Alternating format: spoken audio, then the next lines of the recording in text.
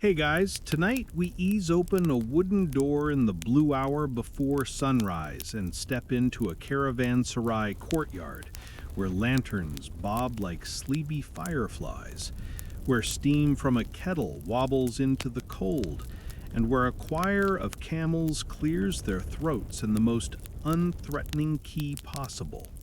You're here for a quiet breakfast on the silk routes, but first you learn the choreography that unfolds before anyone speaks, a language of hands, kettles, ropes, and patient sand. It's gentle, it's practical, and if you tried it without practice, you probably won't survive this. Socially, I mean, the camels will judge your vibe. So before you get comfortable, take a moment to like the video and subscribe, but only if you genuinely enjoy what I do here. Tell me where you're watching from and what time it is. I love seeing the little map we build together. Now dim the lights, maybe turn on a fan for that soft background hum, and let's ease into tonight's journey together.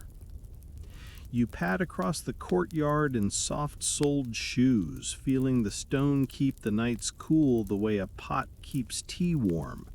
Around you, the inn's world stirs with the politest ambition. A stable boy lifts a shutter with 2 fingers and a nod. A cook tips the lid of a brass pot to let steam sigh into the sky. A merchant from Bukhara slides abacus beads without letting them click, his calculations as tender as lullabies. You join the flow, not the noise. This place is a caravanserai, one of the fortified roadside inns that stitch together routes from Anatolia through Persia to Central Asia, each typically spaced about a day's travel apart, a mainstream historical fact your toes now confirm. The architecture exists so bodies can rest between the long commas of the road. The etiquette of morning here is quieter than parchment. You pass by a niche where a lantern hangs, its wick trimmed by a little iron tool that looks like a bird's beak. The light is purposefully low. No one wants to wake the animals too early. A groom moves among the camels with palm-out gestures, like a conductor coaxing a very shy orchestra to tune. You tuck your scarf tighter as a breeze nudges the incense curl from a brazier, perhaps frankincense traded from Dhofar, or a cheap crumb of mastic for the budget-conscious sniff. The scent is devotional but practical. Smoke keeps biting insects from camel hawks. Light joke 1. You consider bottling it as eau de logistics. You find the well and draw water with a rope, smoothed shiny by years of dawns. The bucket thunks softly and returns with a glug polite enough for tea time. You rinse your hands, and as you learned last night, you do it away from the cooking corner. The courtyard is an engine, and each corner is a moving part. The cook, a master of kettles, taps the rim of a copper pot and throws in tea leaves with the same solemnity a scribe uses for punctuation. Somewhere a mortar whispers into pestle, cardamom, crushed with love and a little gossip. A mainstream fact tucks into your ear. By the medieval period, tea, though more associated with China and later with East Asia, traveled as brick tea along inland routes, while on the western ends, herbal infusions and later imported leaf teas created a morning habit that met travelers halfway. Historians still argue whether these brewing practices here were uniform or a mosaic. Did caravanserais maintain a standard breakfast service across empires, or did each inn wear its local town's taste? You take another breath, your nose votes for mosaic. Someone passes you a folded cloth. You unfold it to find a triangle of flat bread, warm as a small sun. The bread is quiet, and so are you. This is breakfast hour, not bragging hour. A dish of olives appears like well-behaved punctuation. Dates are the commas. A tiny bowl of salt is the M dash you didn't know you needed. If you want honey, you gesture with 2 fingers, a tiny vertical flutter, and the cook nods, then points at the hive basket sitting under shade like a round, patient guest. There's a quirky tidbit, the older groom murmurs. Some travelers tuck a smooth pebble under their tongue on long, dry stretches, an old caravan trick to keep the mouth moist without gulping precious water. You test the idea with a spare date pit and decide, gently, to keep your pit for later storytelling. The Pebble Club has seniority. Around the courtyard's inner arcade, silhouettes bloom against plaster walls. A Kashmiri shawl merchant yawns into his sleeve. A potter from Nishapur warms his hands over a brazier and counts with fingers stained the memory of cobalt glaze. A turpin guide unwinds a lead rope and checks the knots, each knot a memory of a safe arrival. These people, like you, are the punctuation of the routes, not the heroic exclamation points of battle and conquest, but the commas and semicolons that keep meaning moving. You sip the first tea. It is not scalding. Someone has learned that sleepy tongues deserve mercy. Light joke 2. The tea is so considerate it could run for office on a platform of lukewarm for all. In a corner, a small niche glows with an oil lamp before a painted tile, perhaps a mihrab vestige or simply a traveling saint's portrait, reminding you that hospitality along the routes carried spiritual weight. This fact is hardly fringe. Across empires, rulers invested in caravanserais not only for trade, but for piety and prestige. Seljuk sultans, for instance, funded Hans across Anatolia. Ilkhanid patrons restored way stations to stabilize territories. Later, Safavid authorities polished the network like a brass tray. Historians still argue whether central planning dictated precise distances or whether merchants' needs and local topography made the dots appear organically, a constellation only named later by state scribes. A gray cat strolls past as if inspecting passports. The cook flicks it a crumb of cheese. Quirky tidbit: many caravanserais kept resident cats to patrol storerooms. Fewer mice meant better mornings and fewer squeaks interrupting naps. You approve this policy with both hands. Meanwhile, the eastern sky rinses to pearl. A young porter taps 2 fingers together, breakfast's equivalent of a bell, inviting those leaving early to collect provisions, a paper twist of salt, a handful of dried apricots, and a sliver of pressed cheese. You take only the apricots. You're here for the slow morning, not a sprint. You observe how no one slaps a camel awake. The animals wake themselves, slowly, stretching long lips like politicians preparing for a photo. A groom ties a rope with a neat bowline around a post, not to restrain, but to suggest. The animals prefer suggestion. It suits their dignity. Later, you'll learn bell etiquette. Who gets bells, how many, and why the pitch is a kind of map.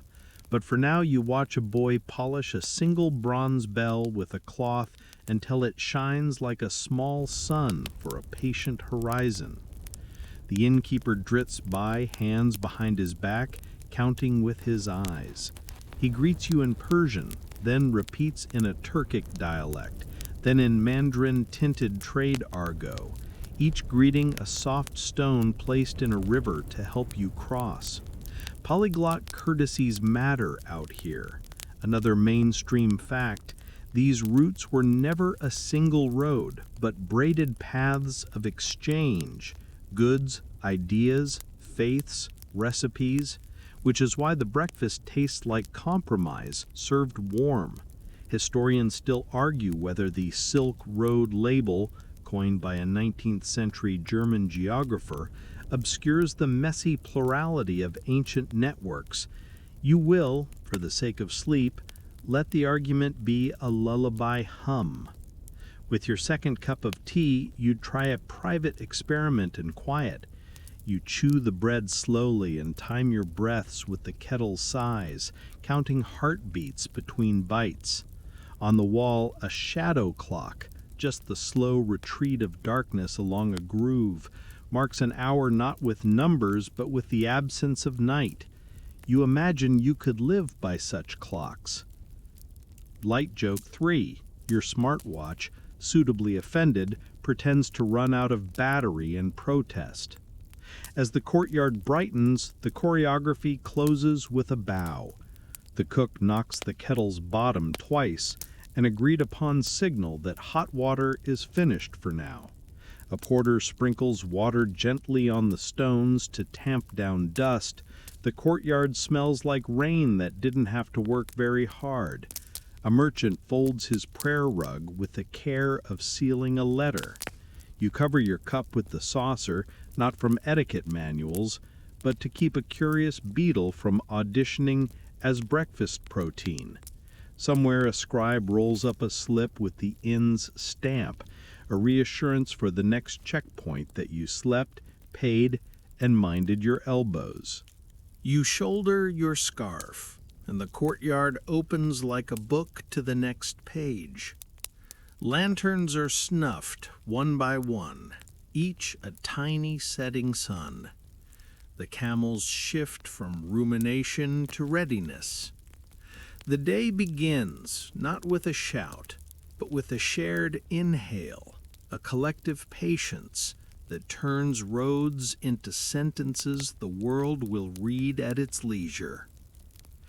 You step lightly, matching the rhythm, speech still tucked away for later pages. Breakfast is done. The quiet is not broken. You drift to the low table as the courtyard steam curls into the pale morning like script you can breathe. The cook lays down a round of flatbread so fresh it crackles, freckles of sesame and nigella seeds snapping like polite applause. You stretch your hands over it to warm your fingers, and a grin tries to happen without permission. Breakfast on the routes is a choreography of small mercies, bread that behaves, olives that mind their brine, dates that taste like sunsets someone put in storage. Your stomach, previously skeptical of dawn, signs a ceasefire and then a full peace treaty. You help the cook assemble the hush-friendly spread. First the flatbread, tonight's dough, yesterday's patience. He explains with eyebrows and gestures. Some caravans prefer a thin, stretchy lavash, others a puffed naan slapped onto hot walls. And some mornings, when the hearth is stoned with smaller pebbles, a pebbly Iranian sungak that hints at riverbeds under your teeth. A mainstream fact slips into the steam. Along these corridors, flatbreads traveled almost as tirelessly as silk and stories. From Anatolian tandir pits to Persian tandoors to Central Asian tandoors, the architecture of bread linked communities that didn't share a language but did share hunger and timing. Historians still argue whether a specific bread style radiated outward from one cradle or whether parallel hearths invented similar solutions wherever flour met fire, and someone said, kindly, let's not wait all day. You stack triangles of bread like maps. A shallow bowl of olives arrives, glossy and dark, parked in olive oil that has eavesdropped on a bay leaf. Someone pinches in time. A whisper of lemon curls like a smile. The olives are firm but forgiving, small stones softened by good decisions. You find the pit with your tongue and set it aside, and the cook nudges a tiny dish toward you, a salt blend studded with toasted cumin. Dip, press, sigh. The table grows a vocabulary. Dates sit in a wooden tray, wrinkled like old scholars with sweet dispositions. You choose one with a small split where syrup peeks out, and you tuck the skin back with the reverence you reserve for fragile things that earned it. A quirky tidbit surfaces as a merchant from Merv shows you his string of counters.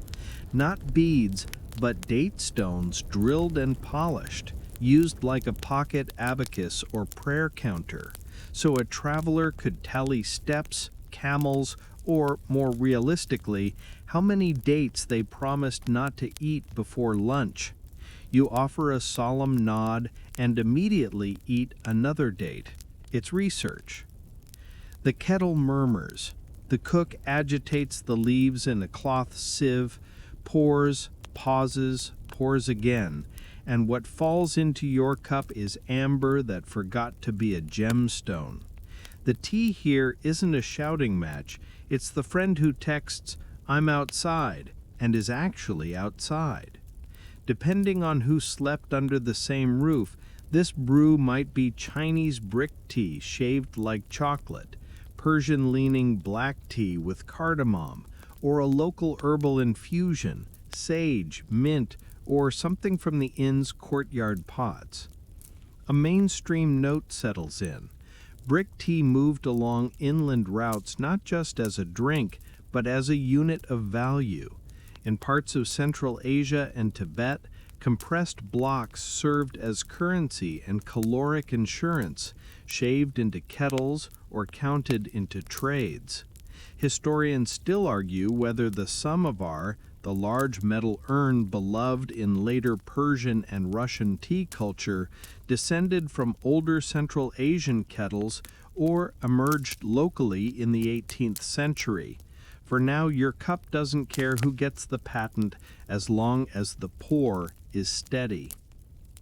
You respect the quiet rules. No clattering cups, no dramatic slurps. A boy sets out a jar of canned, sugar crystals like small icebergs, and a saucer of honey that has seen more flowers than you will by noon. You test a trick you learned last night. Hold a lump of sugar between your teeth and sip tea through it. Your mouth conducts sweet negotiations, and your inner child writes home to report satisfactory terms. Light joke one drifts through. Your dentist, who lives in a different century, sends a postcard that simply reads, You assemble a small plate the way a careful traveler packs a satchel. Bread, olive, date. Repeat. Between them you sprinkle za'atar that one trader swears came from a cousin's hillside. Another traveler, hair still learning what the wind wants, lays out small dishes of labneh, thick as winter clouds, drizzled with oil and two indecisive mint leaves that refuse to sink. Someone offers dried apricots, soft as afternoon, and the cook snips them into friendly halves with scissors that appear to have had a long career cutting herbs and arguments short. Steam brings the scent of barley porridge from a secondary pot. The cook adds a handful of almond slivers, a dusting of cinnamon, and a knob of clarified butter that melts like a lesson in impermanence. A woman from Kashgar spoons in a pinch of salt because in the high passes, salty breakfasts keep thirst in check, and you remember the pebble trick from earlier, grateful you settled on more orthodox experimentation. Historians still argue whether buttered salted tea and porridges spread outward from Himalayan practices or were independently adopted across cold, dry corridors because bodies solved similar problems with similar pantry items. Either way, your spoon thanks pragmatism for its global reach. Across the table, a small saucer of olives stuffed with almonds appears, and a Turkmen guard, mustache like a bookmark, claims that almond-stuffed olives make for calmer riding. You ask if there's a study. He shrugs in a way that implies his mustache is peer-reviewed. Light joke, too, wanders in, stretches, and naps by your cup. You learn the hand signals of breakfast distribution. A tiny tilt means more tea. A circle drawn on the table means another bread round. 2 fingers tapped by the honey means mind the bees. Yes, the hive basket is awake. The cook keeps time with a spoon on kettle rim. A single soft tap for coming up. 2 taps for last pour. 3 taps for please someone rescue the cat from the sack of raisins.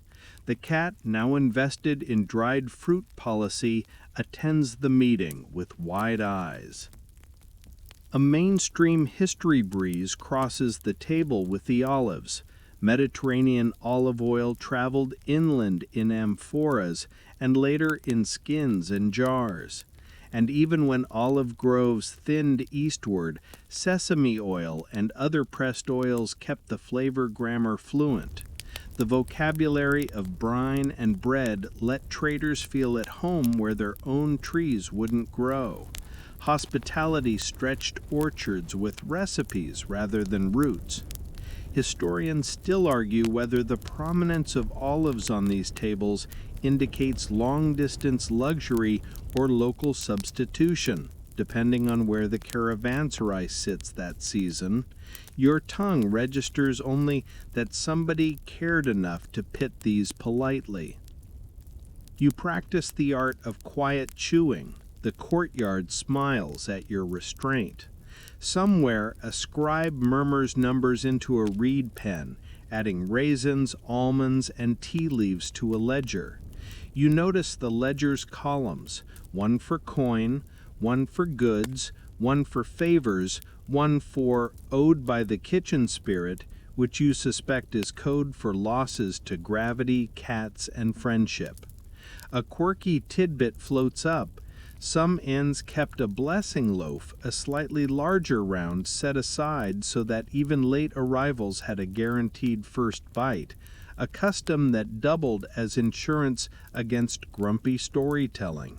You pat the blessing loaf like a small, edible guardian and promise not to escalate to grumpy. Your cup cools into the exact temperature of confession, and the cook whispers a tip about cardamom. Never crush it too early. Aroma escapes like a homesick traveler. He offers you a tiny mortar and pestle to grind 3 pods just in time, and the scent is so elegant your shoulders drop without consulting you. Light joke 3 peeks around a date. If calm had a currency, it would be this smell, and you would be rich enough to retire to a life of gently labeling jars. Against the wall, a water clock drip keeps an unambitious pulse. You sink your sips to it and realize why silent breakfasts work. They turn eating into metronome practice for the road. Your plate empties in tidy diagonals. You fold the last edge of bread into a pinch cup, sweep the remaining oil, and leave the plate as spotless as a good memory. A mainstream footnote tidies itself onto the table. In many caravanserai cultures, clean plates are thank yous to the host and a signal to the kitchen that portions were right. Hospitality talks back through crumbs and shine. Historians still argue whether plate polishing was a shared etiquette across empires or a local inn's pride. Here, the cook's satisfied eyebrows vote shared. The kettle gives its final sigh. You cover your cup and pass it back with 2 hands. The cat, having completed its raisin audit, curls into a circle the size of a moon you could pocket. You pocket a date stone instead. Perhaps it will become a counter, perhaps a talisman, perhaps just a reminder that sweet things can be practical. Steam thins, conversation begins to float up in low threads, and the bells, those patient bronze suns, glint from a peg waiting for their turn to teach you how quiet can also be navigation. You stand, shoulders loose, breath T-shaped, ready to learn the etiquette that will keep the animals serene, and the road kind of... You reach for the peg where the bells hang, and the courtyard exhales as if the instruments of the morning have finally come down from their little stage. They aren't large, no cathedral drama, just palm-sized bronze cups and iron pears with tongues of wood or metal inside. A few squat clay ones that look like dumplings that chose a musical career, and even a carved gourd or two wearing bright string.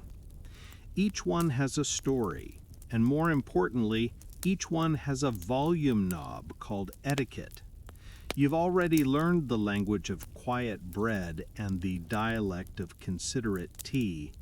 Bell etiquette is the grammar that keeps the animals calm. A groom puts one in your hand. It's heavier than it looks, cold as the last corner of night. He shows you the first rule without words. Don't ring it in the courtyard. Not yet. Bells in a caravanserai are like yawns in a library, contagious and regrettable. Instead, he tucks a twist of wool into the mouth so the clapper kisses instead of slaps. The principle is simple. Wake the animals with touch and smell, not with percussion. You give the bell a cautious sway, it whispers a sound like the syllable between yes and no. A mainstream fact strolls in as you follow him to the camel line. Caravans across Central Asia and the Iranian plateau commonly used camel bells to keep formation, especially in low visibility, pre-dawn starts, dust storms, fog along river bottoms. The sound told the string that the leader still walked and that the pace was civil. Some owners even set slightly different pitches so they could identify their animals in a crowd, a gentle steel and bronze roll call. Historians still argue whether these pitches were standardized into regional scales. Did certain valleys prefer fifths and fourths? Did oases cultivate a signature interval? Or whether the tunes were happy accidents born of whatever the village smith forged that week. Either way, your ear hears organization without bossiness, which is the mood we're shopping for today. The camel you're assigned is unimpressed by your resume. He is large, padded like a comfortable sofa, and listening with the eyelids rather than the ears. The groom demonstrates the second rule, bell placement. Not every camel gets one. It would be chaos and also unnecessary. Typically, the lead camel wears a bell with a low, calm pitch, sometimes two if the route is wide. A middle camel may carry a brighter tone as a locator, and a tail camel, the caboose of this woolly train, often takes a tiny tinkler so the rear guard can hear if the string stretches too thin. You, new and therefore non-essential, are issued a bell only for training. It is diplomatic, like giving a toddler a wooden spoon while dinner actually happens on the stove. You thread the leather strap through the bell's loop and buckle it onto the saddle's throat latch. The strap is not tight. Comfort beats jingles. The groom slides his fingers between strap and hair to check, then twirls the bell gently so the clapper rotates and won't snag. Quirky tidbit. Some grooms name their bells Moon, Apricot, Old Friend, and oil them with a thumb dipped in tea so metal smells like morning rather than metal. You try it. The bell appreciates the skincare routine. You resist the urge to start an influencer channel for hardware. Outside the gate, the wool comes out of the bell, but not all at once.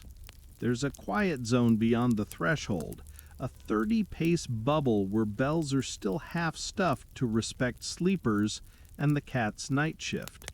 You walk. Sand crunches. The bells make shy inside voices. The camel's breath puffs like a baker's sigh. A groom raises two fingers. This is the signal to unstuff. You pinch away the wool, tuck it in your sleeve for later, and give the bell a tiny swing. The sound isn't bright like a schoolyard, it's round, like a spoon tapping the side of a pot when the shoop is perfectly fine and not in need of your notes. You learn the rhythm rules. Steady steps are kinder than long strides. Bells love predictability. When the road pitches uphill, you shorten your pace so that clapper doesn't jab. When you cross a stone patch, you cup the bell briefly with your palm, a move that makes you look like you're listening to the desert's voicemail, which, frankly, you are. A mainstream note walks by, tipping its hat. In many regions, belling was seasonal. Heavier bells during migrating months when caravans were large, lighter bells during local runs, and no bells near shrines or in town at certain hours by custom or ordinance. Historians still argue whether those quiet windows were religiously mandated, municipally enforced, or just neighborly agreements codified by the innkeepers with the loudest eyebrows. The caravan moves, a braided line of patience. The lead bell keeps time. 2 soft notes, pause, 2 soft notes, like a heartbeat that knows you finally slept last night. You fall in, counting under your breath to match the pace. Light joke 1, your smartwatch tries to label this as a dance workout, and you let it have the win. Every so often the bell chorus swells when the path narrows and the animals crowd. That's when etiquette matters most. You angle your bell so it faces slightly outward, clapper clear of fur and baggage. You don't shake it to be heard. Shaking is for maracanas and emergencies.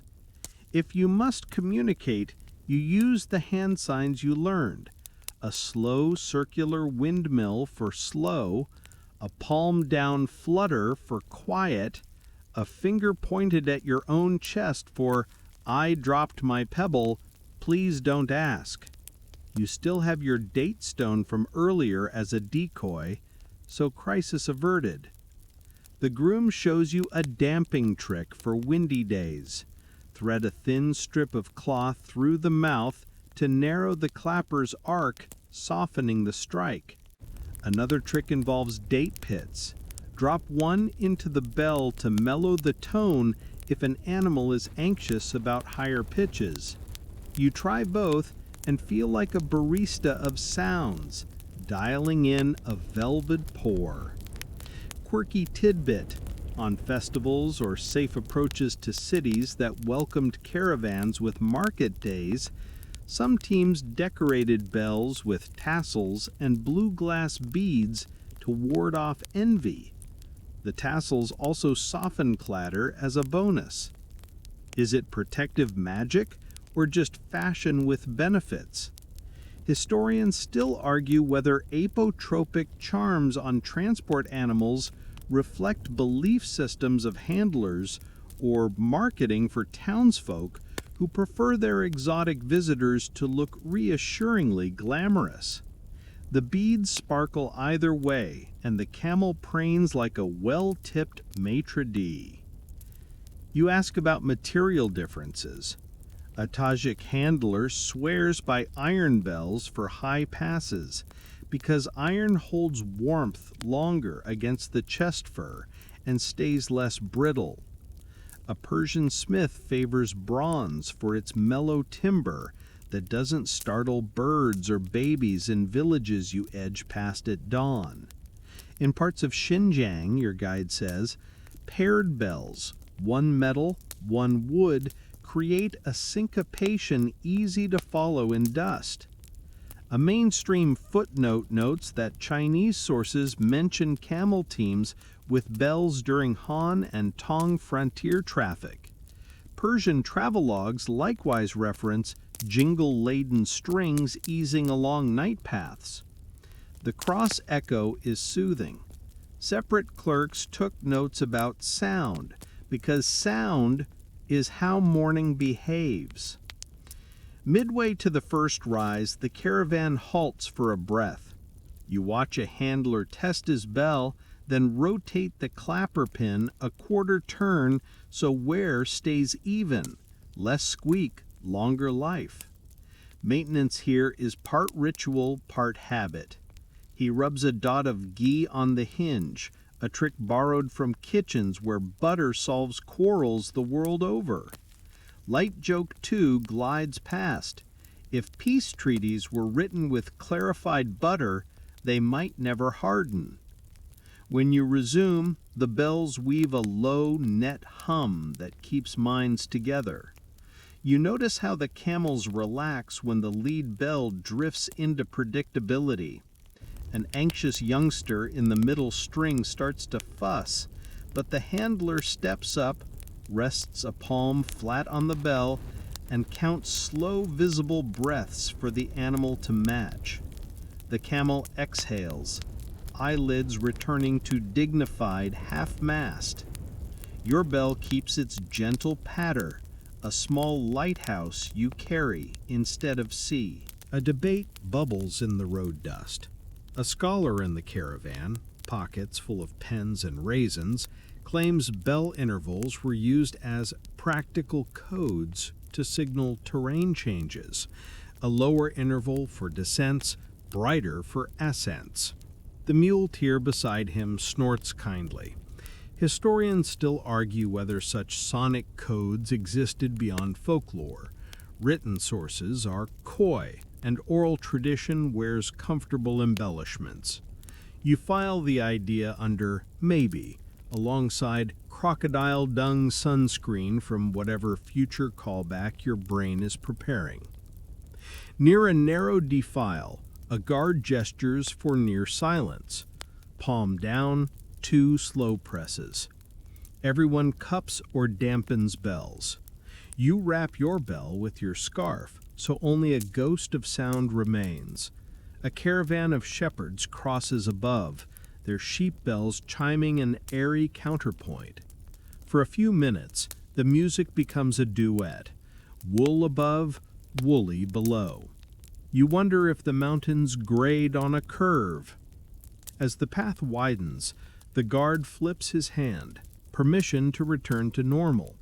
You unscarf your bell, tuck the wool back into your sleeve like a magician who does only one trick and that's enough. Light joke 3.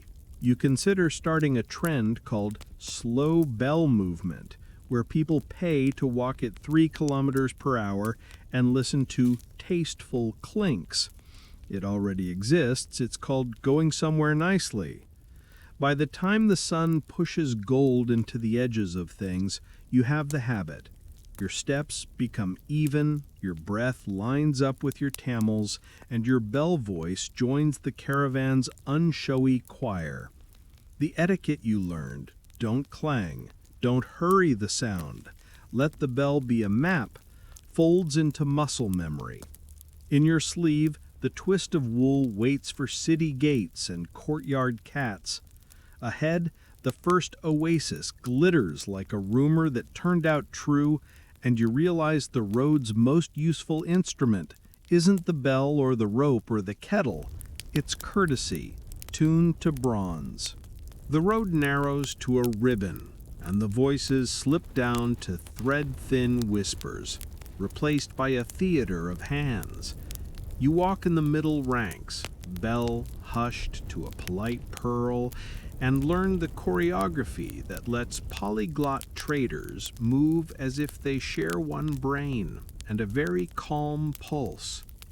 A palm opens, a wrist flicks, 2 fingers tap the air, and, as if by spell, the whole line adjusts. Speed, spacing, expectations.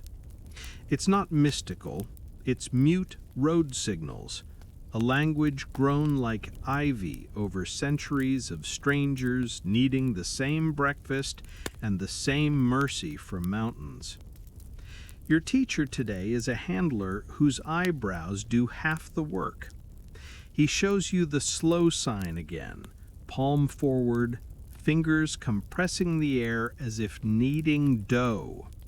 Stop is a downward sweep plus stillness.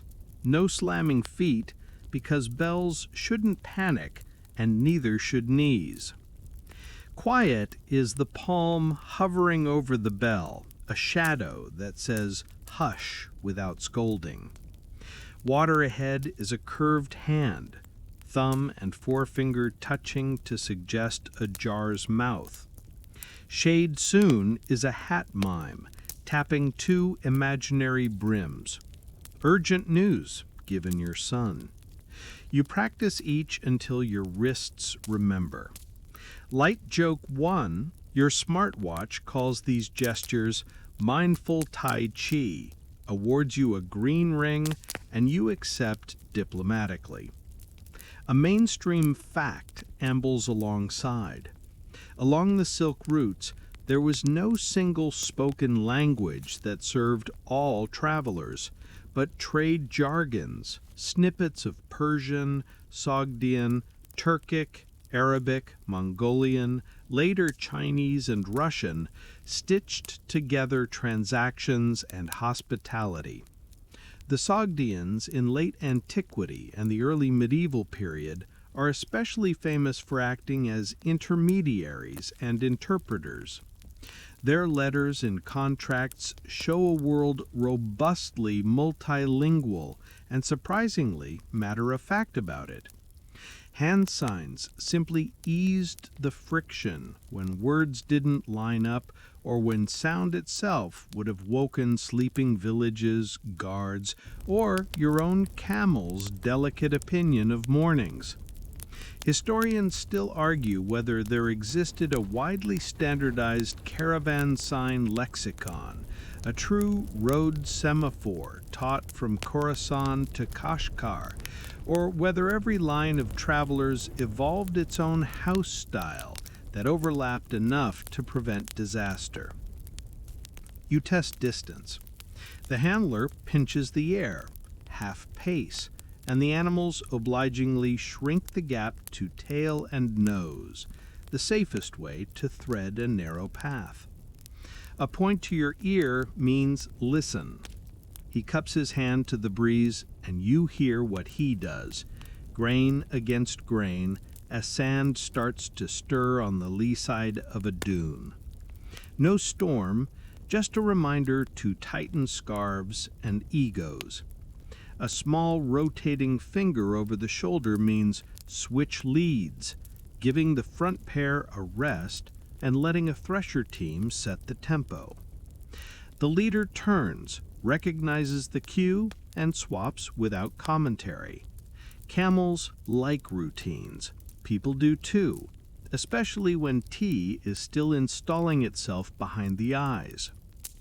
You learn bargain math with fingers, useful later at market, and helpful now for inventory checks.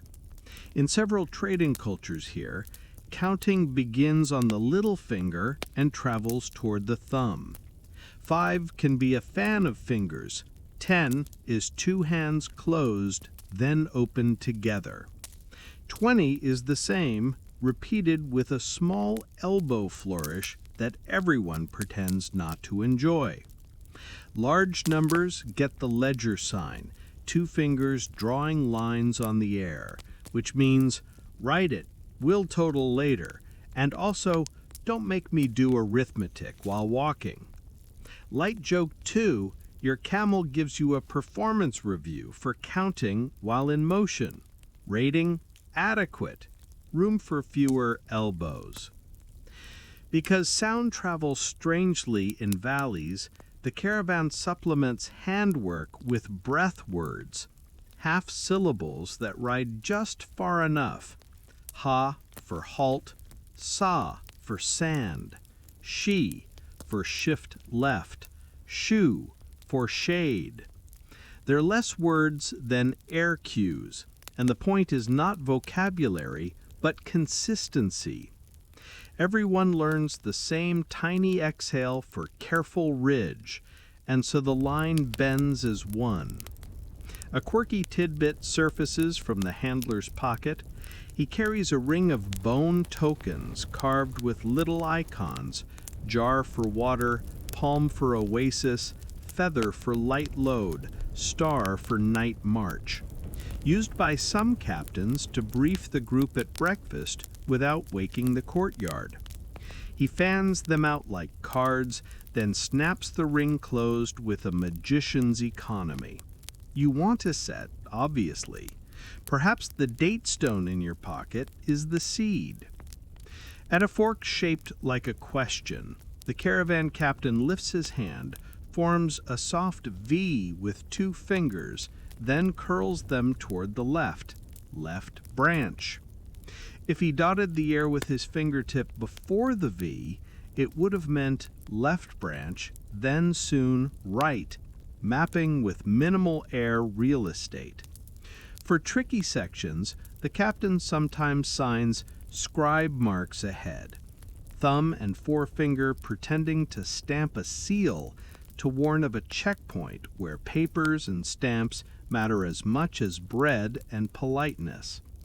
You file that one, a different section will let you tiptoe past taxmen with the serenity of a well-fed cat. You wonder how these signs travel across cultures. The handler squints approvingly. Marketplaces teach them as effectively as roads do. In Kashgar's Sunday Bazaar, in Samarkand's Registan edges, in Herat's alleys, vendors use finger abaci and chin tilts to negotiate over walnuts, indigo, wool, silent bargains when noise would call unhelpful attention. A mainstream note nods. Hand signs for numbers and simple verbs are attested in many trading communities, including maritime ones, sailors signaling loads and tacks, and overland ones like drovers and porters. Historians still argue whether a few specific signals, like the exact wrist flick for reduce bell, originated with a single famous caravan school or simply evolved where bells and sleeping neighbors coexisted. Now you practice courtesy signals, tiny gestures that oil the human gears. A fingertip to the chest says, "My fault," for a bumped pannier. Two fingers lifted, palm in, says, "Thank you," for a tightened strap. A shallow bow with the hand stacked is "after you," useful at narrow gates and when pride needs a nap. The handler demonstrates "tea soon," a delicate circle in the air above the imaginary kettle, followed by a pinch to the lips, "quiet tea," meaning no big talk, just sips. Your favorite is the "good story later" sign. Draw a small spiral at the temple and pat the pocket. It promises a tale when the sun is less ambitious. The bells murmur as the line enters a reed-choked gully. The captain flashes long stride, then duck, two extended fingers, then a flattened palm hovering over his head. The whole caravan flows like water under a ledge, panniers whispering against green. At the end he gives the relax shoulders sign, palms down, sinking gently, and you feel your trapezius muscles obey like well-trained dogs finally told to sit. Light joke 3, your shoulders send a note to management suggesting more of these memos and fewer hills. Not every gesture is serious. A porter shows you the cat claws, two fingers making tiny ears, then a waggle toward the supplies, meaning guard the dried fish, the inn cat has ambitions. Another guard demonstrates the guest in need of coffee sign, two hands bracketing the face, eyes lolling, then an exaggerated sniff toward the kettle. He performs it at you, affectionately. You accept the diagnosis. You also learn boundary signs, polite reminders when cultures rub elbows. At some shrines, the captain signs head coverings on, hand floating a shape over the hair. In certain villages, no bells is signed as two fingers pinching the air closed at the bell's mouth. In a few markets, right hand exchanges only is mimed by offering and retracting the left hand, then offering the right, a tiny etiquette tutorial for visitors. Historians still argue whether such customs were strictly enforced by authorities or maintained by community reputation, where innkeepers and guild leaders quietly set the tone and expect travelers to read the room, or the hands. Mid-morning light turns silk in the reeds, and you rehearse a little sequence: slow, water, shade, quiet, thanks. Your hands feel like you've learned a polite dance nobody wants to film because filming would ruin it. The handler nods once, which here equals a standing ovation. The caravan breathes together again. You watch a boy in the rear string teach a new mule the "stop without drama" cue, a feather-light touch at the withers paired with a hand hovering in the mule's peripheral vision. The animal, who has not read a single manual, understands perfectly. The road opens, and with it voices return in low braided threads. Persian phrases stitched to Turkic replies, Arabic courtesies wrapped around Chinese inventories. Your hands already do half the work. Your bell does the rest with soft punctuation. You catch yourself signing "good story later" to the cook up ahead. He taps his pocket, the ring of icon tokens clacking like a secret handshake. The secret, you realize, is less the signs than the willingness to be guided. A communal decision to let small gestures be enough, to let sound wait its turn, to move like a patient sentence carrying breakfast, trade, and the possibility of an unhurried joke to someone who needs all three. You arrive at the equipment corner where saddles lean like dozing beetles, their legs, if saddles had legs, folded neatly beneath.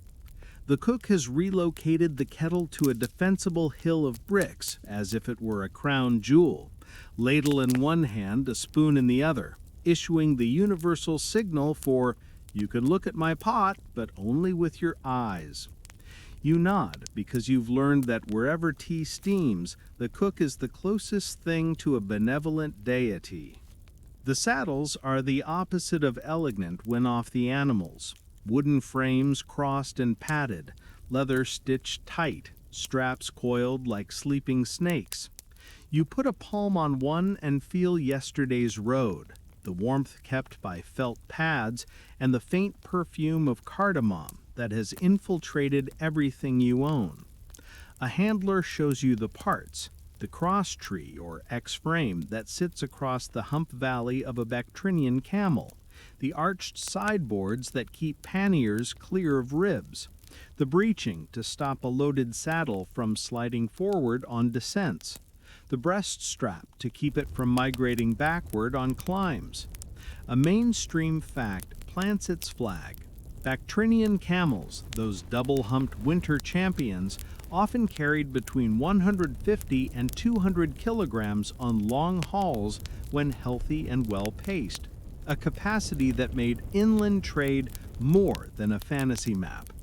Historians still argue whether the distinct double-arched pack saddle used in parts of Central Asia crystallized during Tang-era engineering or matured later under Mongol administration when standardization had a moment. Your fingers, blissfully unconcerned, check buckles for cracks. You're assigned a docile, sofa-shaped Bactrian whose expression says, "I was born patient. Do not test the warranty." The handler lays a saddle pad, thick felt, along the hump valley, smoothing hair with the grain. He lifts the frame with a grunt that is half ritual, half physics, and settles it like a book on a lectern. You slide your hand beneath to check for pinches. The camel flicks an ear, the desert's version of a customer feedback form. You remember bell etiquette and keep the bell from clacking. The cook glances over at the sound of absolutely nothing and returns to guarding the kettle with the contentment of a victorious general. Now the panniers, two great woven bags whose weave could hold a family's groceries, or in this hour, breakfast history. One is filled with silk bolts wrapped in oiled paper, the other with brick tea, sacks of almonds, and a jar of olives charmed against leaks with a double-layered cork. The handler teaches you the seesaw test. You lift each pannier from the floor by its strap. The one that makes your shoulder write a poem about gravity is heavier. He hands you a flat counterweight stone, chalk-marked with its mass. You add it to the lighter pannier, then swap positions and test again. Balance is a slow argument between the load and your lower back. Light joke 1. Your smartwatch declares this functional fitness, awards an orange ring, and suggests to stretch your soul.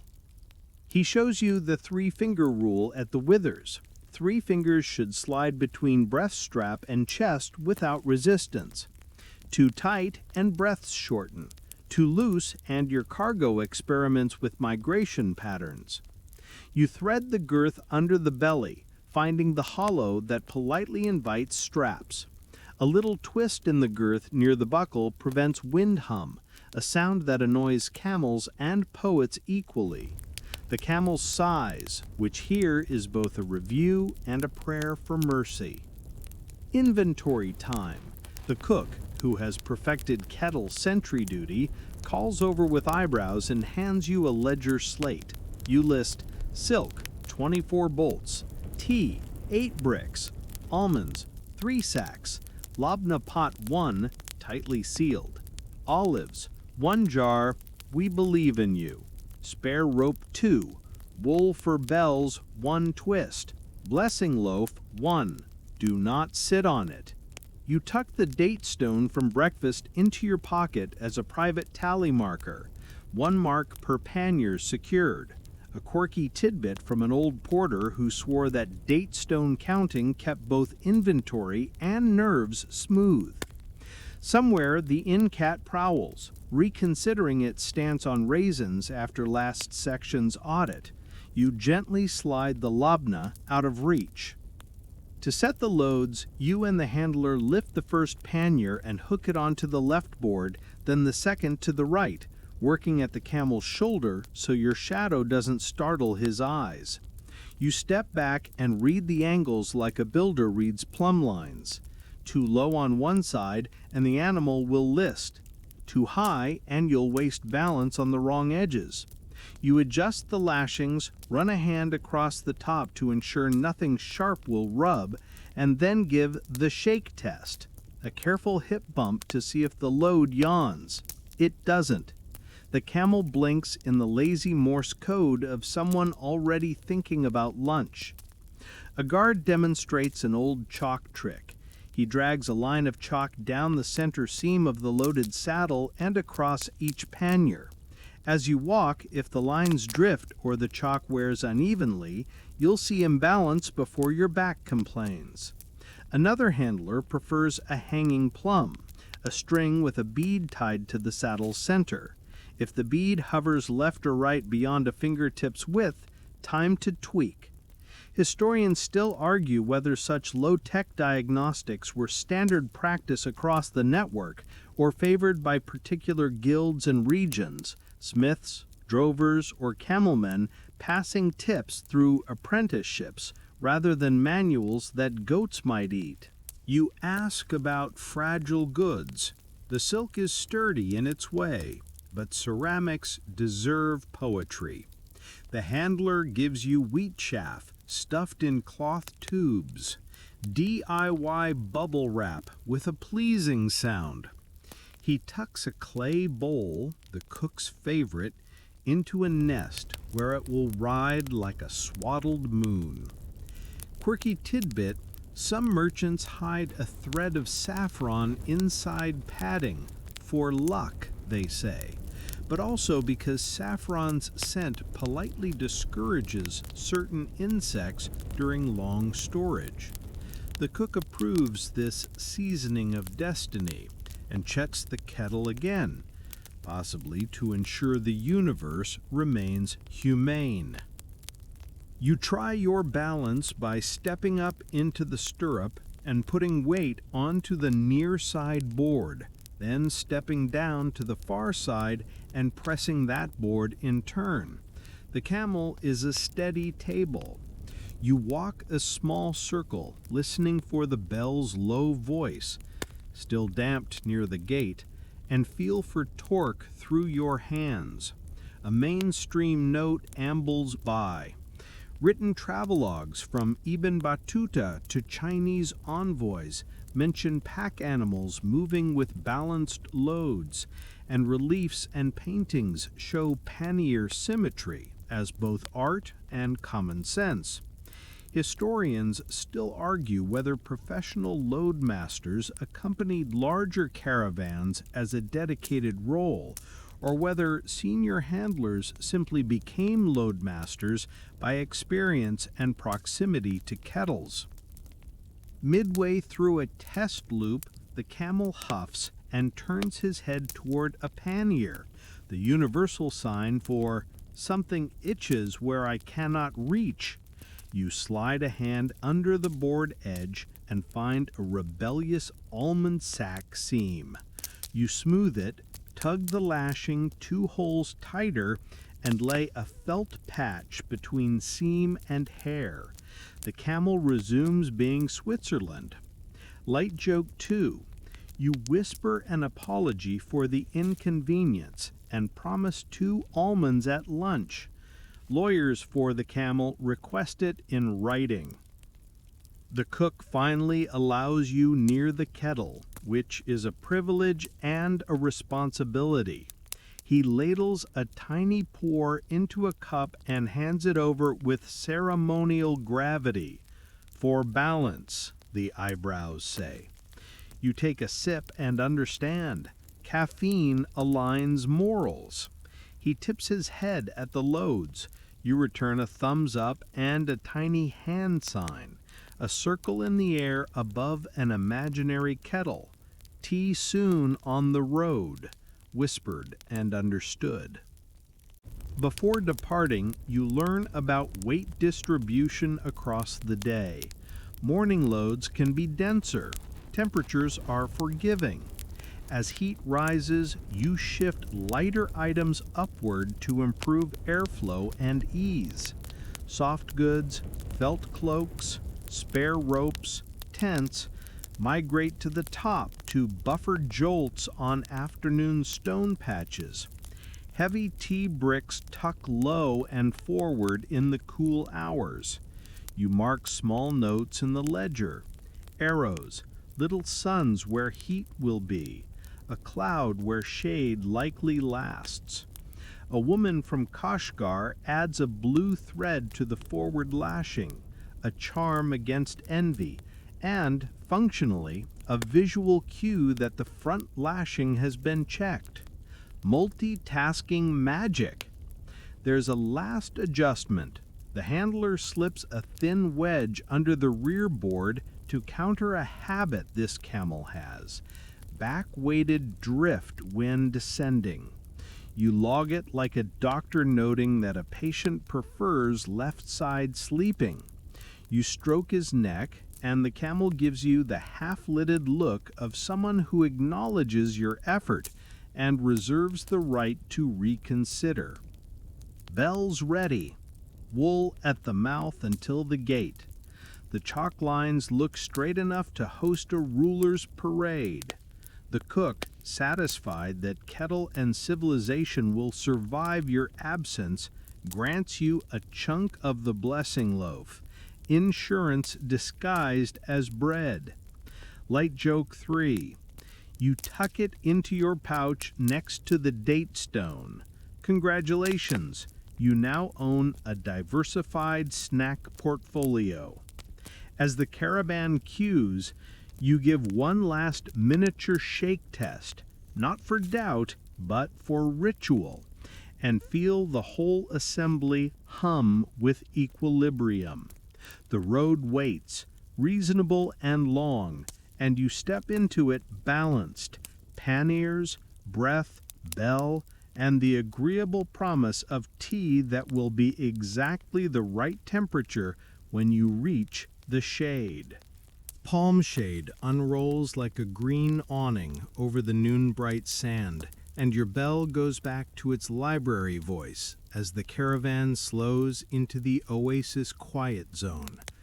You've learned by now that water has a personality and rules. The palms enforce both with fronds that gossip in small breezes. A reed fence guides you toward the well court, where ropes loop over posts, amphorae squat like patient turtles, and a notice of sorts, 3 stones stacked on a ledge, says what every traveler knows without reading. Take turns, be kind, leave no sand where water should be. You signal quiet with your palm over the bell, then damp it with the twist of wool out of habit. The queue forms gently, no elbows, just tokens. A flat shard of pottery pressed into your hand last night with the caravan's mark scratched on top, 2 lines crossing like a modest star. You hold it up to the well steward, an old man with a date palm cane and a ledger that looks as if it has survived several dynasties and at least one goat. He nods, marks your presence, and points with his chin to a line of amphorae. Clay for people, leather for animals. The distinction matters more than manners. It's hygiene, and also theology for anyone who worships at the temple of not getting stomach complaints. The rope's creak is the oasis's heartbeat. You wait in the rhythm. 2 merchants from Ray lower a leather bucket, hand over hand, and the steward watches their knuckles. No sudden jerks that might scuff the lining or stir silt. When they hoist it up, he plucks a floating leaf with chopstick precision and flicks it to the sand, where the oasis cat, lighter than the courtyard auditor but equally professional, sniffs and decides against salad. Your turn comes. You step forward with a polite bow and tie the safety knot you were taught, 2 half hitches and a friendship with friction. A mainstream fact leans on the curb with you. Across the Iranian plateau and into Central Asia, qanats, those underground channels fed by mother wells, delivered water to oases and fields through gravity, a quiet engineering that let settlements breathe in climates that forgot to rain on schedule. Farther west, North Africa's fogaras and Arabia's aflaj did similar work. Galleries under the earth, ventilation shafts like pomegranate seeds dotting the ground, water arriving with the discretion of a good butler. Some oases combined surface wells with these burrowed veins, and you can feel a coolness near your ankles that says there is a vein underfoot you're politely borrowing from. Historians still argue whether state authority or local kin groups primarily maintained these systems in different periods. Was the water grid a royal boast or a neighborhood promise? And whether the token queues, like the one in your hand, were standardized across regions or invented anew wherever patience and thirst needed referees. The steward taps the well curb twice. First sip custom. He lifts a small cup, a chipped thing with a blue line along the rim, and fills it from your bucket. One tiny sip for him, eyes closed, to test salinity and heat. Then he tips a thimbleful onto the stones as a pour for the ground, gratitude in a small wet circle. Finally, he hands the cup to you. The water tastes like the word cool, remembered by someone far away. A child behind you mimics the gesture with a date pit and drops it in a ribbon of shade, a miniature libation. Quirky tidbit: some oasis stewards wear a blue thread around the dipping hand, a charm against the evil eye, and also, practically, a tether to remember which hand has touched rope so the other stays food clean. You bring your amphora forward. The clay sweats, and the sweat cools, and you understand why so many jugs along these routes look like they've run a marathon quietly. The steward approves your jug with an eyebrow and passes you a reed funnel to keep grit from freelancing. You angled the bucket, pour with the impatience of an actual saint, and the amphora drinks with a glug that sounds like agreement. It's considered polite to wipe the funnel with your own cloth before passing it back. You produce the corner of your scarf and give it a dignified spa treatment. Light joke 1, your smartwatch logs this as upper body pour day, awards a blue droplet, and suggests hydrating. Thank you, circular coach. Humans drink first, then animals, not because the camels are unloved, but because people need water to get water, a chain of mercy that begins at the hand and ends at the hump. The animals, lined in the shade, wait with that paradoxical camel alertness that looks like boredom but counts leaf shadows. When their turn arrives, the steward moves you to the trough lane and points to the animal bucket. Dark leather, robust seams, a smell that has met every mammal. You fill it halfway at first, test the salinity and temperature on the camel's tongue, because too much cold water too fast is a recipe for complaints from stomachs you will have to hear about later. At the trough, you recall bell etiquette and cup your bell with a palm so that the clang of excitement doesn't ripple through the herd. The camel lowers his head, lips parting like stage curtains, and drinks in sociable draughts. You count swallows. Handlers here favor sets. 8, rest, 8, rest, so that thirst doesn't turn into regret. A mainstream note tucks into the shade. Many oases enforced watering rotations, town herds at dawn, travelers by mid-morning, pack animals afternoon, so that troughs and tempers had time to refill. Historians still argue whether these timetables were municipal ordinances backed by fines or customary rhythms maintained by community pressure with little paper and plenty of pointed coughs. Your amphora sealed with a waxed stopper, you step aside for the next. A woman with henned hands lowers a bucket and begins a work song under her breath, the kind that keeps the pull steady and the mood civil. The refrain mentions date pollen and a honeyed moon. You tuck the melody into your pocket with the date stone and blessing loaf. Another quirky tidbit floats up from the steward stories. Some wells used a carved token board, slots for each caravan, pegs moved along as water rights progressed, a wooden analog scheduler, so that disputes could be solved by pegs rather than volume. Whether that board belongs to this oasis or the next 3 is a happy uncertainty. The steward smiles like a man who likes the idea regardless. Rules extend to cleanliness.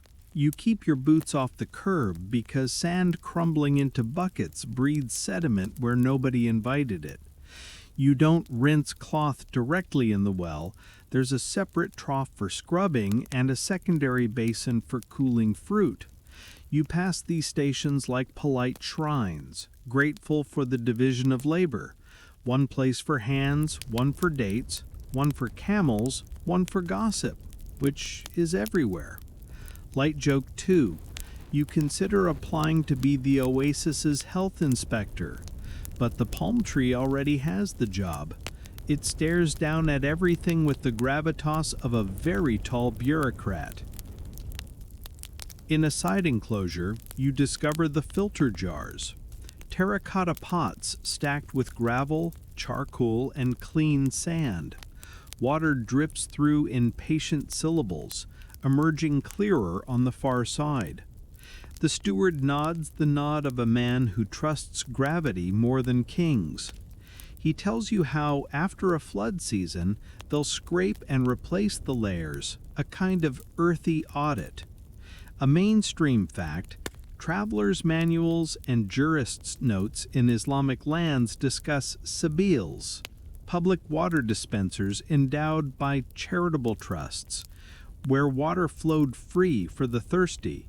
While not every oasis boasts a monumental sabil, the ethic of water giving saturates even modest wells. Historians still argue whether the spread of such practices along inland trade corridors was driven by religious philanthropy, mercantile pragmatism, or the more general human impulse to not watch strangers wilt. You take your turn at the shade mat, a woven palm frond rectangle where people sit while air cooling their jugs. The trick: set the amphora on its unglazed side, let evaporation do the alchemy, and resist the urge to poke it every minute. A boy passes with a bowl of soaked raisins and almonds, the hottest weather's version of a handshake. You trade him 2 almonds for a story token, the little bone ring from earlier. He flashes the icon for short nap permitted and points to a lean of palms that looks designed by a very experienced pillow. Before you give in, the steward demonstrates bucket diplomacy. A caravan arrives late, dusty as a cake, and the steward lifts the priority token, a stone scratched with a crescent and a dot, which means women with children first, a rule that passes through the line like a breeze. A few men step back without fuss, pride parked under palms. You pocket this image for later when obstacles feel personal. A token can adjust a crowd if the crowd agrees the token is kindness dressed as policy. As you prepare to move on, the steward takes the reed funnel again, gives it a swipe, and tucks a tiny sprig of mint into your amphora's neck because he saw you exhale like someone who likes green things. He pats your forearm, 2 taps that say, "Go kindly," and returns to his post. Light joke 3. Your smartwatch attempts to summarize the last hour as hydration, light bureaucracy, and suggests a nap. For once, it understands you. You shoulder the amphora with the sling strap just so, weight balanced against the pannier you'll recheck, and step back into the caravan's shade. Behind you, the rope resumes its metronome. Ahead, the road opens with a promise that smells faintly of mint and patience. The bell gets its little breath of sound back, no drama, just punctuation. And you file away the oasis's rules next to bread and bells. Touch gently. Wait your turn. Sip first, and thank the ground. Because even a desert answers better to please and thank you than to thirst that tries to be a king. You leave the mint-breathed oasis and the road climbs as if it has opinions about your calves. The palms give way to thorn, thorn to scrub, scrub to rock, and rock to a kind of polite snow freckling the high shoulders of the pass. Breath steams. Bells keep their librarian voices, and your amphora rides under a cloak to avoid catching a chill, because of course you are now the person who worries about a jug's comfort. The captain signs "shade soon," which up here means a boulder curling its shadow like a cat. You ease in, cup the bell, and plant your bundle stove in a nook out of the wind. Today's lesson is mountain porridge and butter tea, breakfast that tastes like practical decisions. The cook appears from behind a rock like a lore-friendly wizard, except his staff is a wooden spoon, and his spellbook is a dented pot. He's already fed tinder to a whisper of flame, and now the juniper smoke threads upward, more blessing than fuel. You pour a little amphora water into the pot. Thank you, Oasis Steward, and your blue thread hand. And the cook tips in a palm of pearl barley that's been soaked overnight in a pouch tucked under a saddle pad for warmth. A mainstream fact warms your fingers. Across the high plateaus and passes that braided into the silk roots, Tian Shan, Pamirs, Tibetan uplands, travelers leaned on barley in many forms, boiled into gruel, toasted and ground as tsampa, or thickened with legumes when luck and larders smiled. The grain behaved well at altitude, didn't sulk when the air got thin, and paired with salted tea that refused to freeze as quickly as sweet tea. Historians still argue whether butter tea, tea simmered with salt and butter, traveled outward from Tibet through caravan exchange or emerged in multiple cold corridors where the same physics meet the same morning. The pot begins to plip, barley releasing its quiet, starchy stories. The cook stirs with the serenity of a man who has already outwitted weather twice this week. He adds a pinch of rock salt, a few almonds sliced thin from your inventory.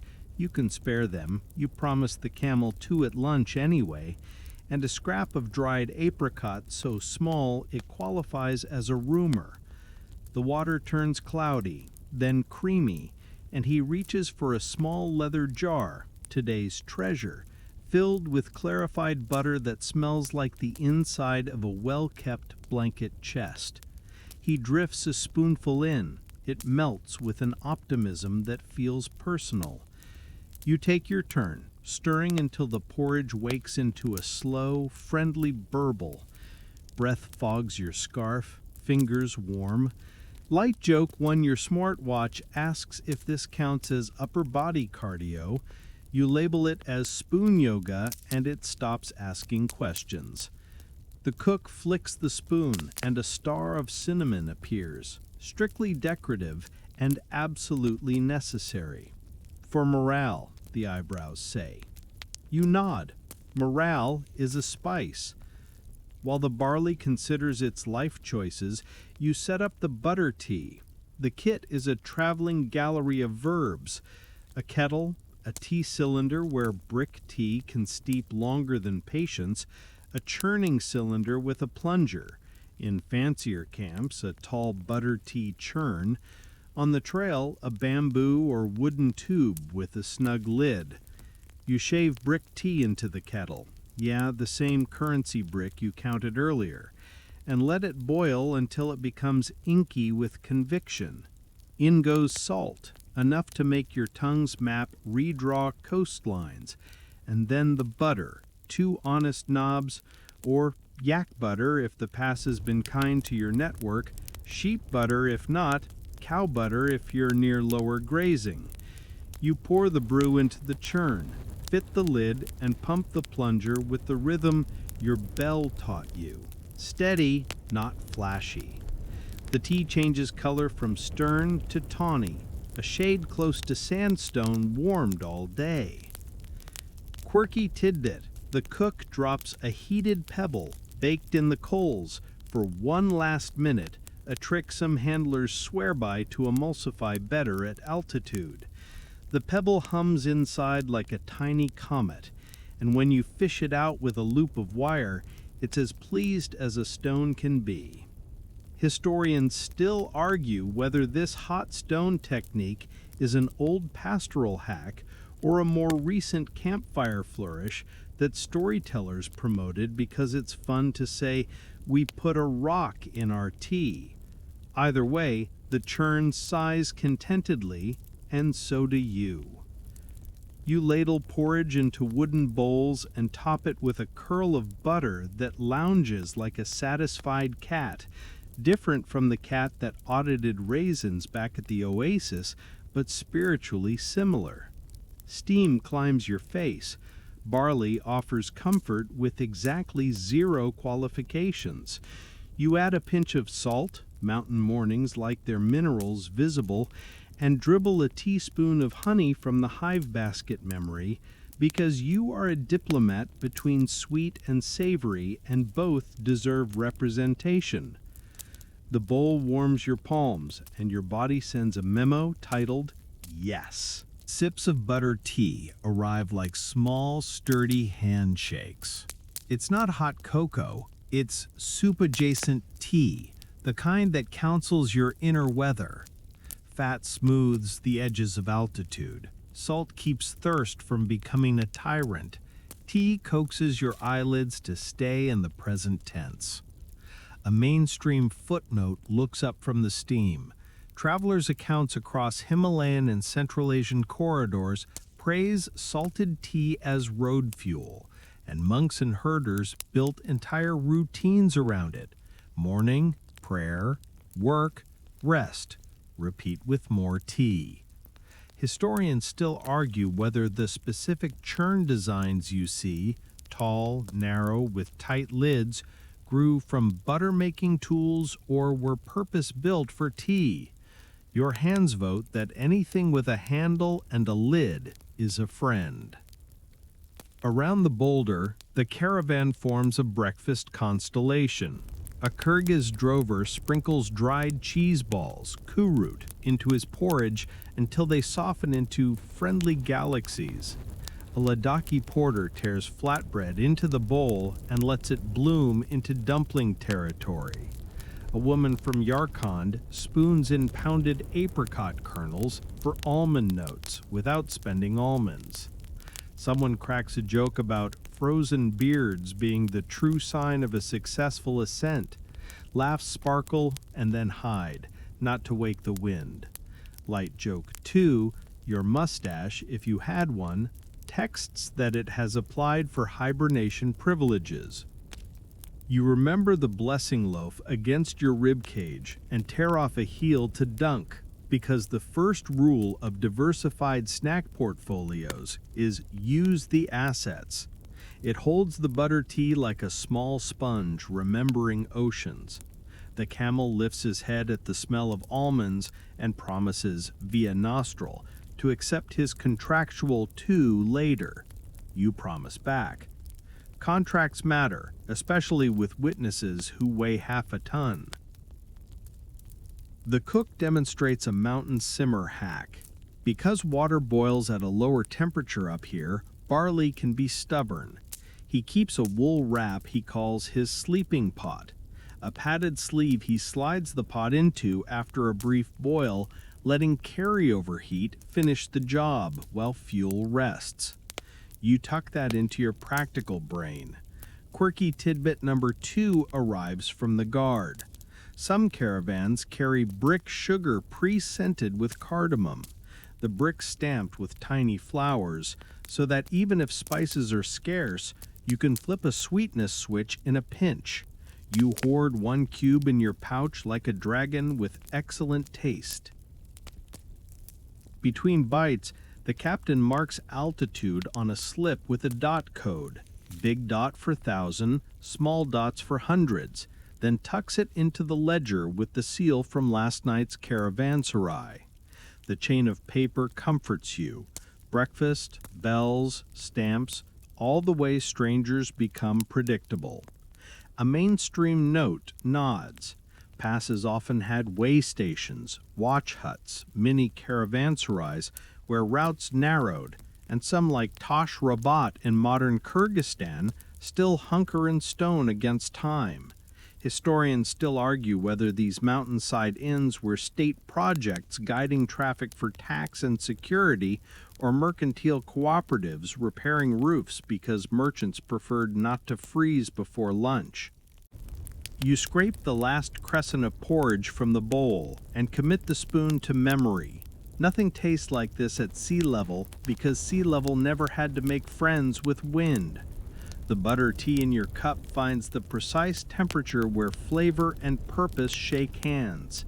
Light joke 3, your smartwatch, unable to categorize drank soup tea while considering clouds, gives you an achievement badge shaped like a shrug.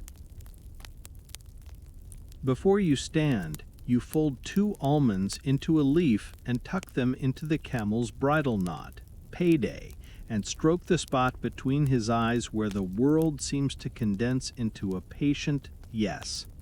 Then you check lashings, the chalk line still true, the plum bead steady as a month's breath, and reset your wool damping on the bell for the first stony descent. The wind lifts a corner of your scarf and tries to read the ledger. You let it see the parts about almonds. Random audits are healthy. As you merge back into the trail, footprints fill with sky water, not from rain, but from the way blue pools in hollows when you've had enough butter tea to see kindly. Your stomach, once suspicious of dawn, now hums a contented barley-rich note. You pocket a warm pebble, today's emulsifier retired from duty, and imagine reusing it tonight to warm a bedroll corner. A veteran awarded a blanket.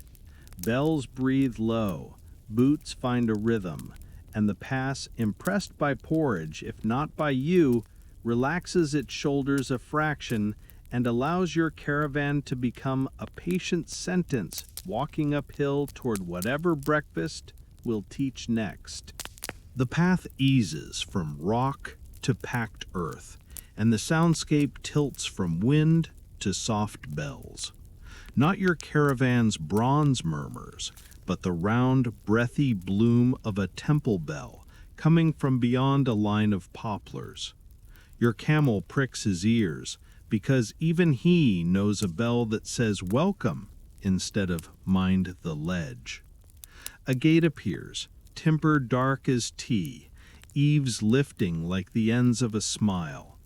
You cup your bell as the captain signs no bells, 2 fingers pinching the air at the mouth of yours, and the caravan folds its sound away like a hat when entering a room with polished floors. Inside the cloistered guest hall, the temperature drops to friendly. A monk robes the color of toasted barley, slides the door with 2 careful hands, and bows just enough to teach your shoulders a lesson. His palm fans toward a strip of tatami and the guest hearth, where water pretends to be more cloud than liquid. He says little. The hospitality choreography speaks fluently. Sandals line up by the threshold with their best behavior. You place yours among them and discover a new talent, arranging shoes so they look well-intentioned. A mainstream fact leans against a pillar with the relaxed confidence of something that has citations.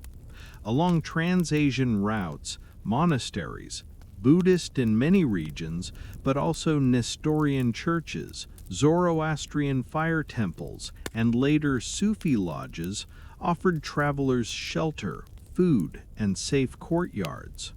In Chinese and Central Asian nodes especially, Buddhist monasteries maintained guest quarters and refectories, their hospitality both spiritual practice and practical service.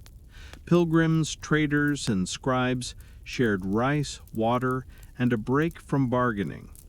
Historians still argue whether this hospitality was primarily alms-based, a merit-making duty, or reciprocal economy, temples benefiting from donations, news, and reputational capital, and the answer, like steam, tends to be both where the hall is warmest.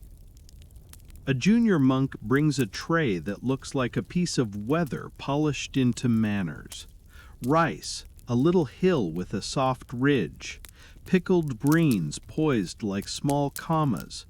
Tofu simmered with ginger, and a white radish slice cut into a fan, because a fan suggests breeze, and breeze suggests patience. He sets down a wooden fish, not to eat, to listen to. The carved drum every refectory knows. Tapped lightly to signal begin. Chew slowly. Finish. Be thankful.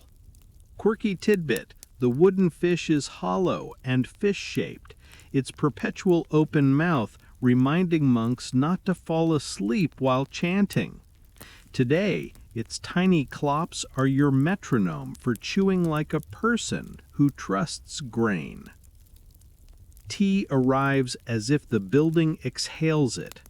The kettle hums, lid cocked, and the monk tips a measure of powdered tea, more Song Dynasty than caravan tent, into a bowl whose glaze carries a mountain dusk within.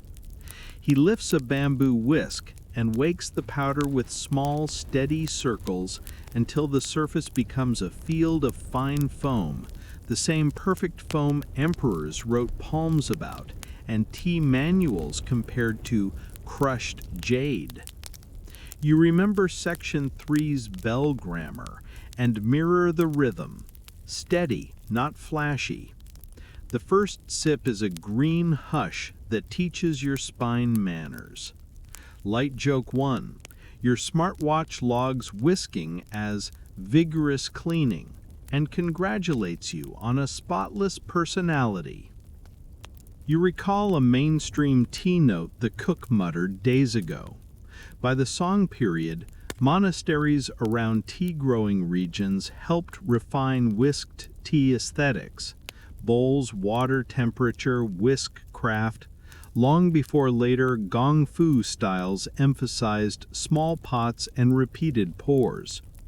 Monastic settings also standardized quiet rules around serving, bowls offered with 2 hands, sips paced by bell, silence used as seasoning.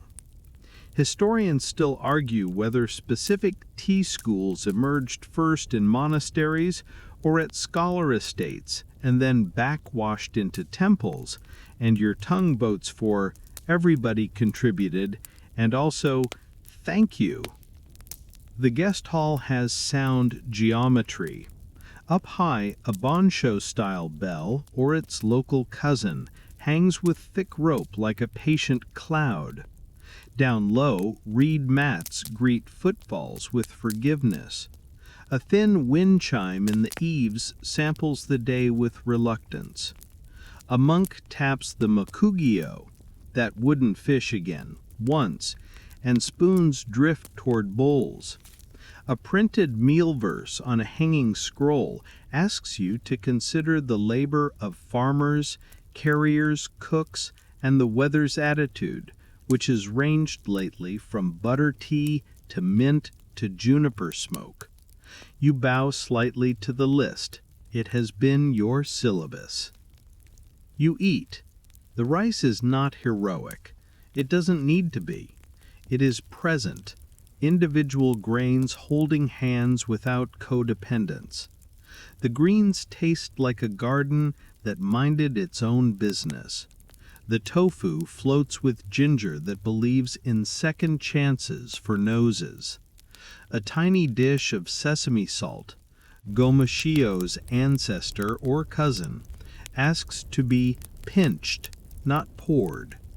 You becomingly pinch. A monk sets down a bowl of congee for the road-weary, a porridge with scallion and a faint memory of miso, proof that comfort transcends map borders. Light joke 2. Your inner child looks for the dessert menu. The menu offers gratitude and a second bowl. Between sips, a klaxon-sized yawn threatens, but the wooden fish taps, a polite, "Stay here with us." Beside you, a traveling scribe spreads out account slips near the brazier to dry where the ink can think. He shows you his personal seal, a stone with a turtle carved on top. The turtle's face is smug in a friendly way. You trade him an almond for a stamp on your ledger page. The imprint sits next to the Oasis steward's dot and yesterday's plumbead sketch. Your document now reads like a scrapbook of quiet infrastructures. A lay sister refills water with a ladle that has learned choreography.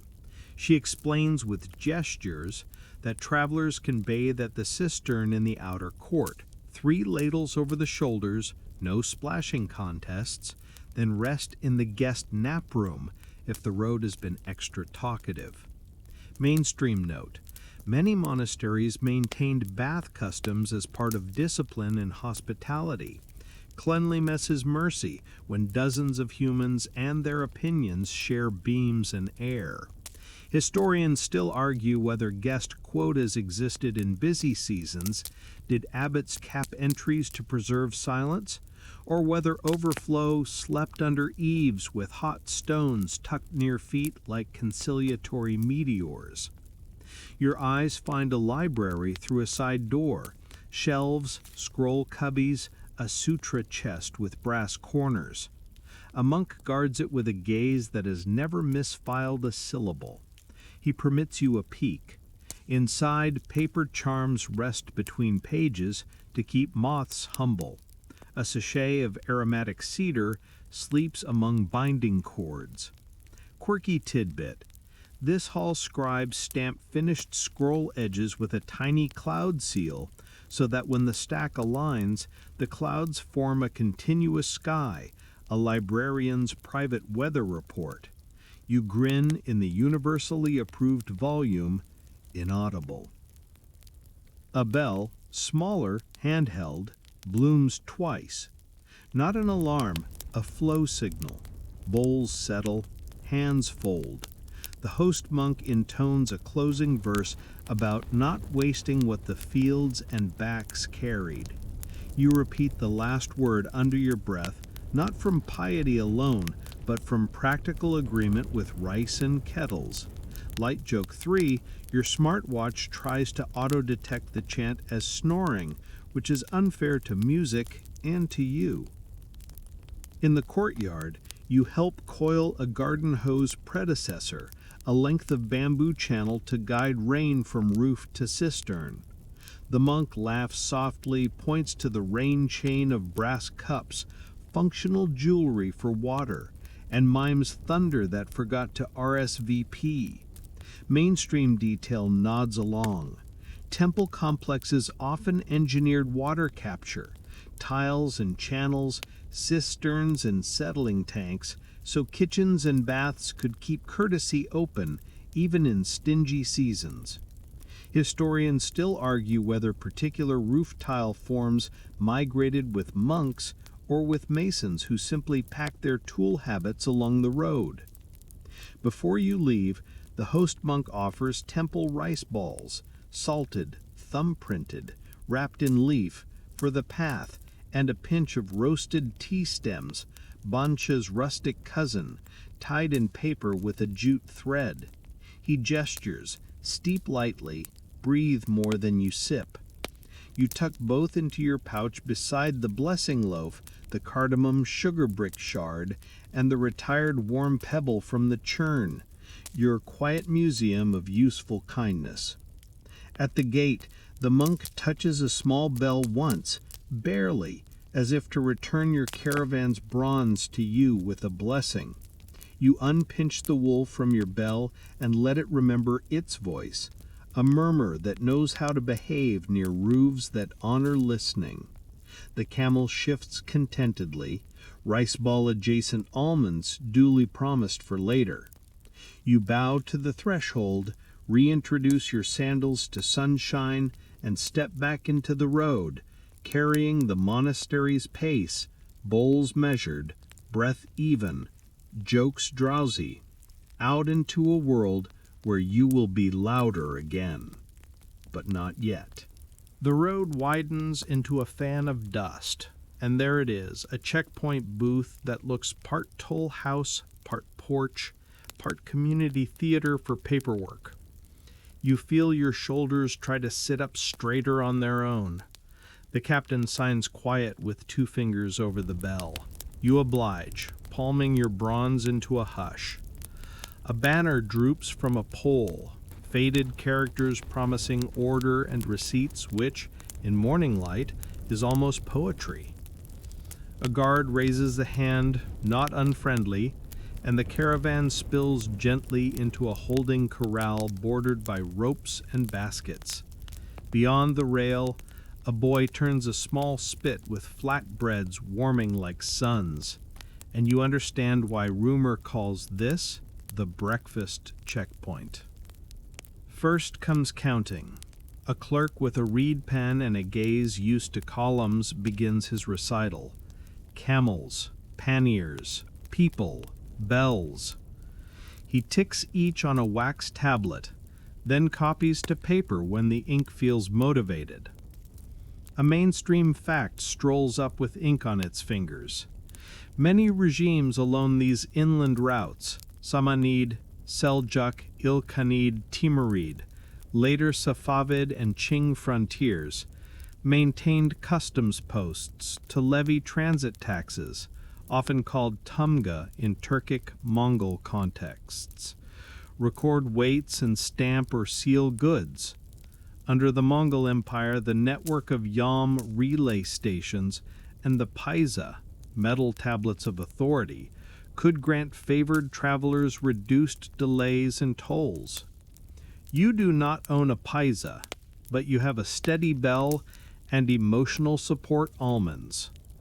The clerk asks your captain for the waybill, a folded slip with seals already impressed from last night's caravanserai, and the captain unfolds it with a calm that makes your stomach into a lake. The seal impressions look like small moons, some lead buli squashed onto string ends, some ink stamps with calligraphy, and one clay sealing with a tessellated pattern that would soothe a mathematician. The guard examines them as if reading the weather from your pockets. He nods. You exhale. Now the weighing, a ritual precise enough to be choreography. A platform stands beside a steel-yard scale, its arm marked with notches rubbed shiny by 1,000 loads. You and a handler guide a pannier onto the plank, while the weightman slides a counterweight along the arm, eyes level with the world's fairness. The beam balances with the soft satisfaction of a bowed string finding tune. He sings numbers to the clerk, mon, butman, jin, depending on the languages stuck to today's booth. Historians still argue whether local weight names masked more variety than the notches admitted. Did a botman truly equal a botman across valleys, or did about a botman reign in practice while officialdom pretended the map was smoother? The clerk seems to know both answers and chooses serenity.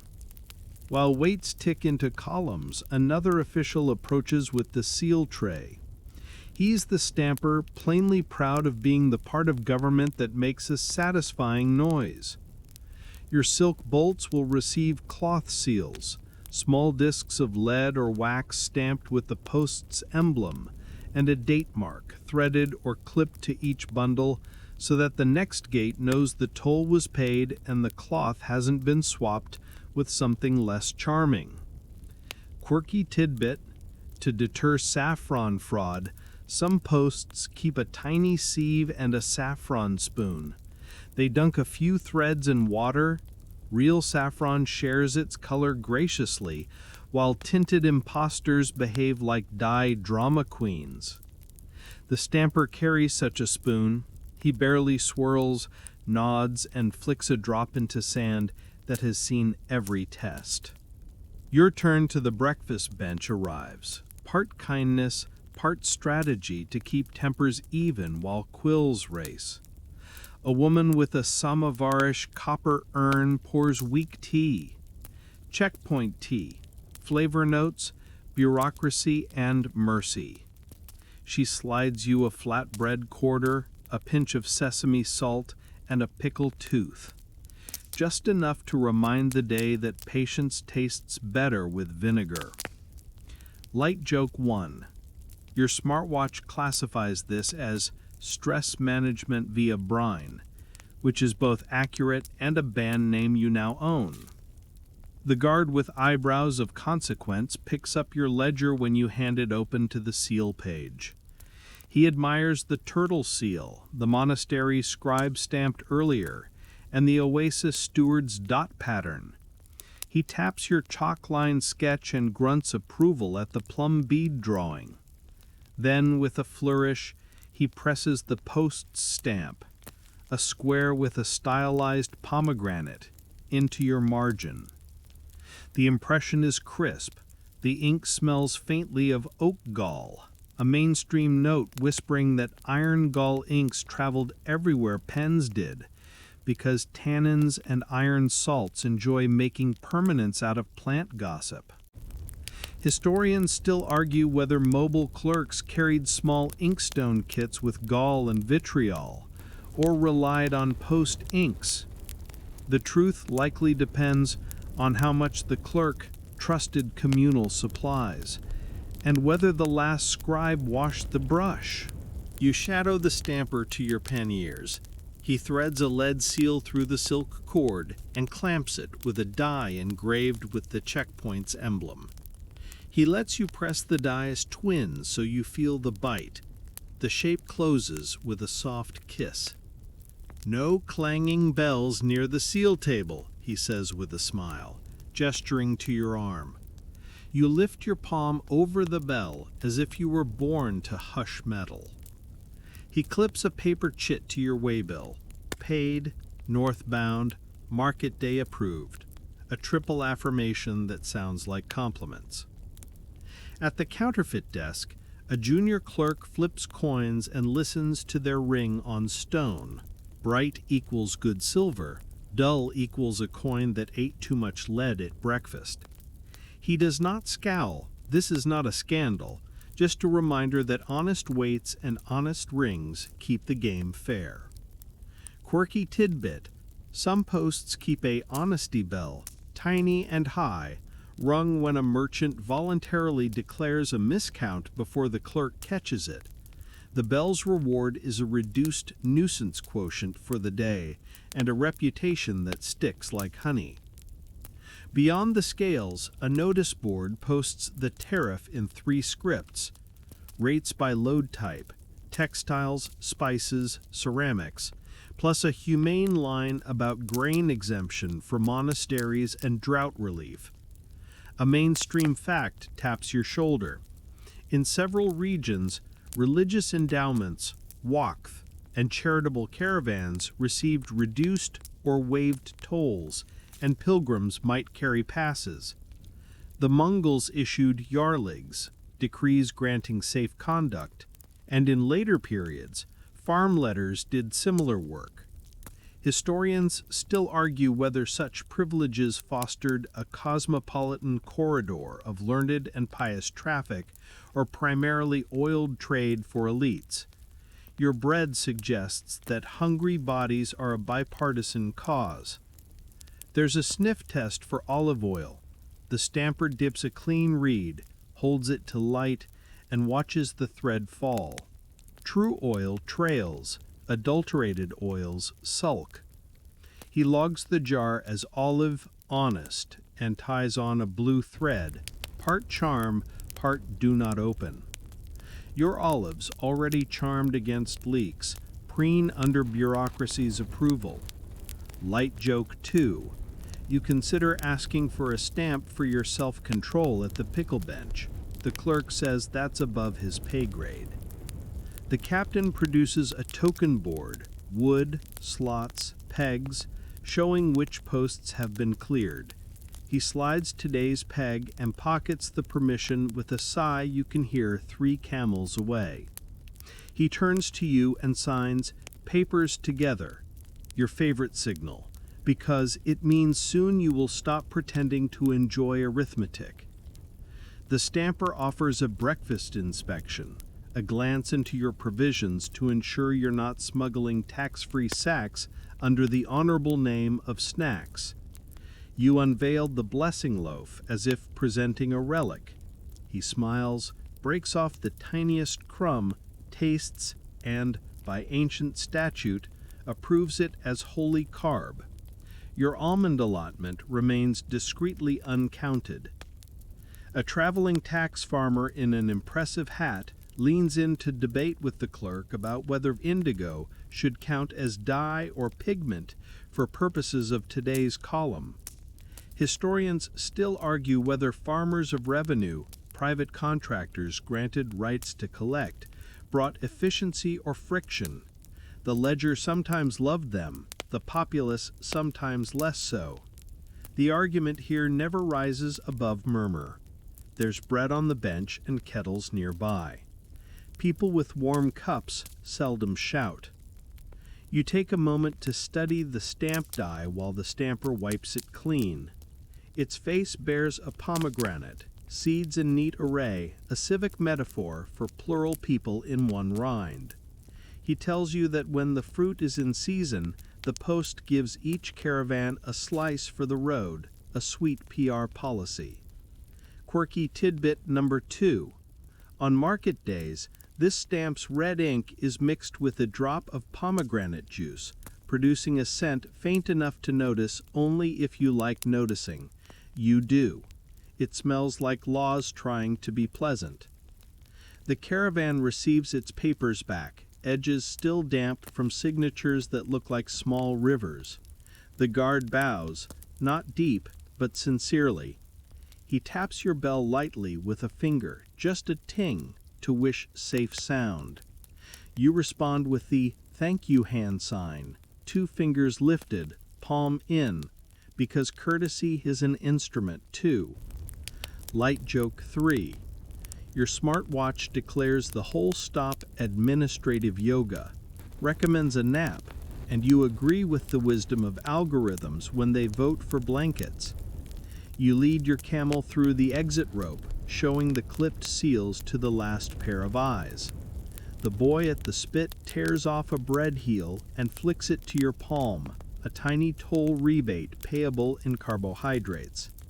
You tuck it beside the temple rice ball and the cardamom sugar shard, your pouch now a museum of civil mornings. The bells find their library voices again. Ahead, the road remembers it is a sentence, not a ledger, and invites you to write more by walking. The checkpoint shrinks behind, its banner folding into the day, a memory smelling faintly of ink, sesame, and a bureaucracy that just for once believed your face. You amble into the market quarter, where the road loosens its belt and leans back into spices and small talk. Bells go to their library whisper. Palms crave the quiet please sign, and the air becomes a pantry you can breathe. Saffron like sunshine turned into thread, cardamom like a polite forest, coriander with a memory of rain on copper. You feel your stomach lift its eyebrows, which is its way of saying, "We could negotiate." Stalls wear awnings the color of faded pomegranates. On one table, a merchant fans out silk, your silk, or silk's cousins, so the morning can approve the sheen. Next door, a spice seller arranges cone-shaped mounds of cumin, turmeric, and ground chilies with a spoon that moves like a calligrapher, careful not to raise dust, careful not to wake the part of the day that prefers naps. He taps the bench to greet you, a rhythm that means browse, don't rush. Your bell answers with 2 small breaths, the punctuation mark for we have time. He begins with cardamom, pods like tiny boats. He cracks one under his thumbnail and tips the 3-cornered seeds into your palm. Green, he mimes, pinching the air, meaning fresh. You crush one between finger and thumb, The aroma stands up and shakes your hand. A mainstream fact strolls in, wearing a garland. By the medieval centuries, cardamom traveled from the western Ghats in Sri Lanka up through Indian Ocean lanes, then overland via Persian ports and across the Iranian plateau. Recipe books and pharmacopoeias from Cairo to Samarkand mention it as stomach settler and dessert whisperer. Historians still argue whether the varieties named in old texts mapped cleanly to today's eleuteria and amomum, or whether traders and physicians used umbrella names for a family of seeds that passengers and postcards blurred together. Your nose votes for all the friendly pods, then sneezes politely into your sleeve. The merchant slides over a saffron box, lacquer chipped at the corners, proud of its miles. He lifts the lid in a way that suggests he is also a theater manager. Inside, threads tangled like sleepy sun rays, dark red at the base, flaring to a dignified orange. He passes you a single stigma with tweezers, as if it were a sentence you must handle with grammar gloves.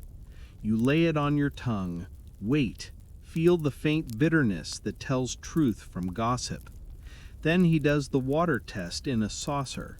A thread blooms color slowly, not instantly.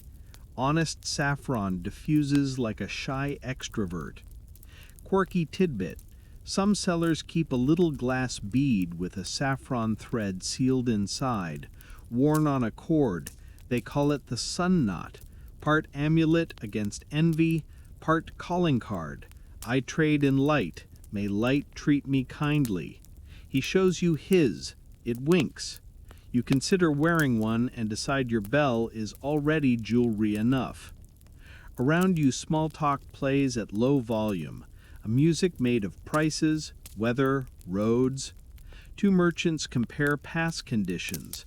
One swears he saw a monastery mule dance sideways across a drift.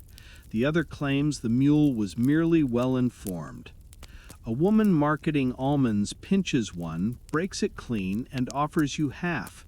The kernel is sweet, not bitter, which is another way of saying breakfast will proceed without drama.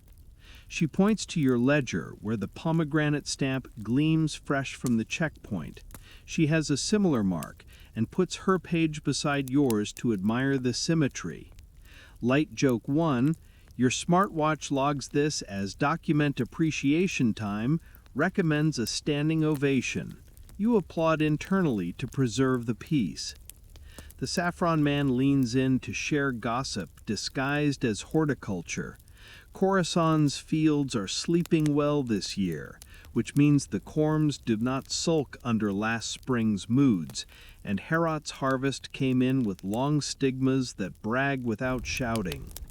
He mentions Kashmir, too, with a sigh and little like envy and a little like poetry. A mainstream flourish. Medieval Herat was indeed credited by travelers with fine saffron, while Kashmir saffron later earned deep praise for color and fragrance.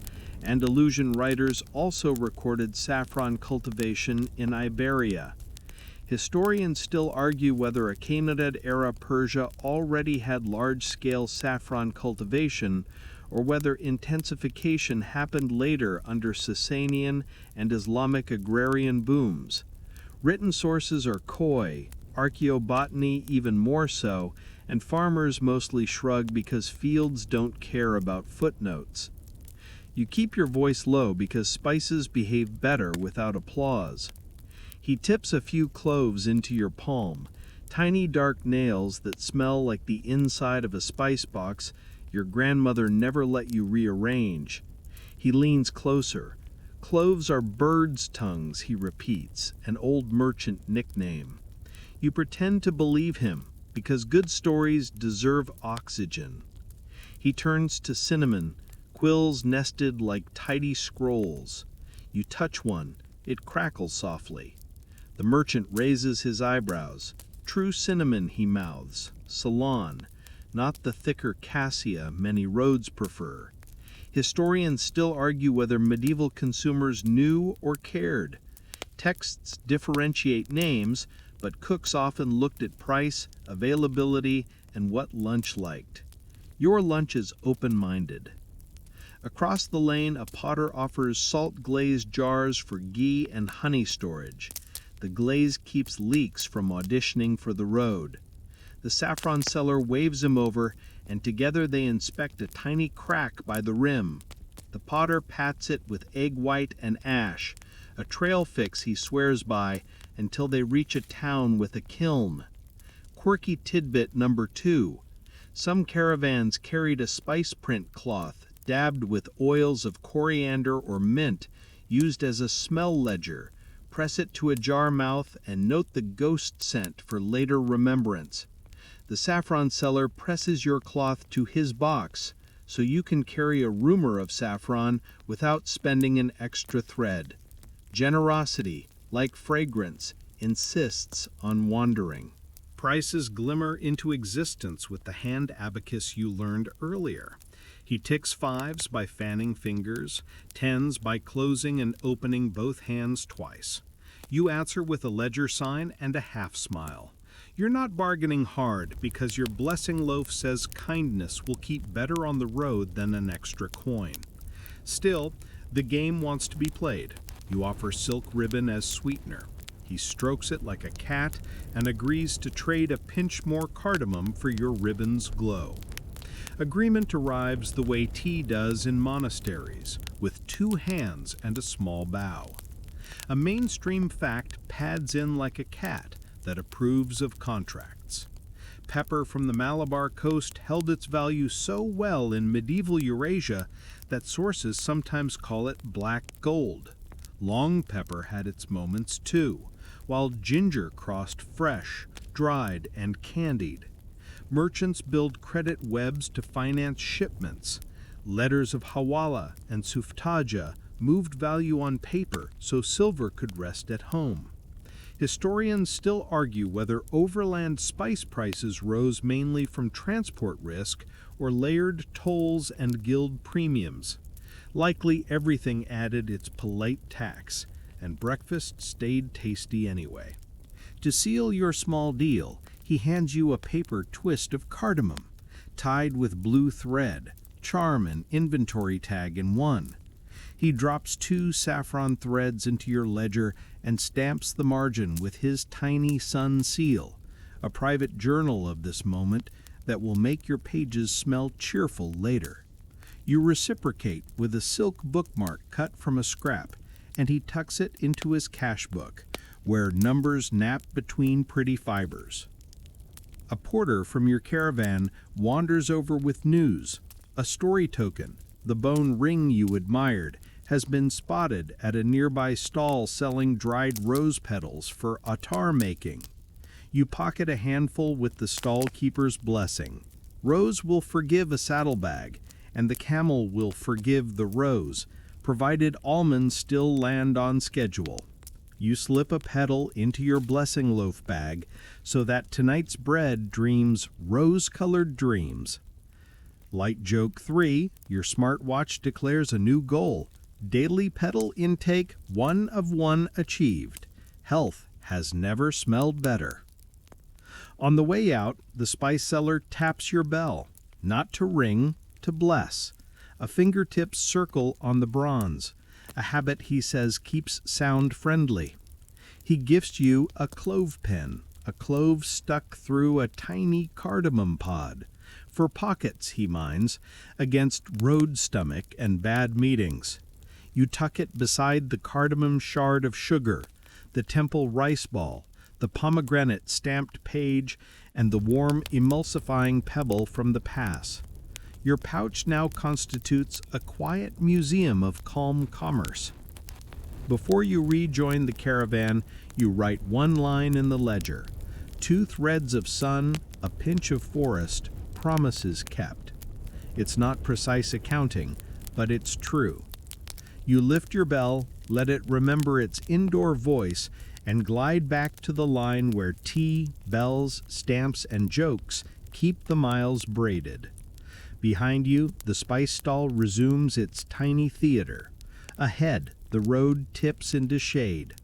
Somewhere, a cat decides which raisin policy to adopt for the afternoon, and you, smelling faintly of saffron and civility, coax your camel forward with a hand to the withers and a whisper that tastes like cardamom. You drift from spices to a stall with drawers like a beehive and labels in 3 scripts, the kind of place that smells as if the alphabet learned pharmacy. Glass jars squat beside paper packets sealed with twine. The apothecary's hands are stained the elegant shade between tea and walnut hull, and when he lifts a lid, the air gets a new opinion. He nods at your bell, palm over, library voice, and you answer with a small circle in the air that means quiet tea leader. He approves. Medicine appreciates understatement. He offers you a seat on a low stool polished by decades of ankles and sets out his morning trio: almonds, vinegar honey syrup, and mastic. Road stomach, he mimes, tapping just below the ribs. First, the almond tonic. He pours a scoop of almonds into a stone mortar that remembers lullabies, adds warm water, and begins to grind, pestle, turning the nuts to milk.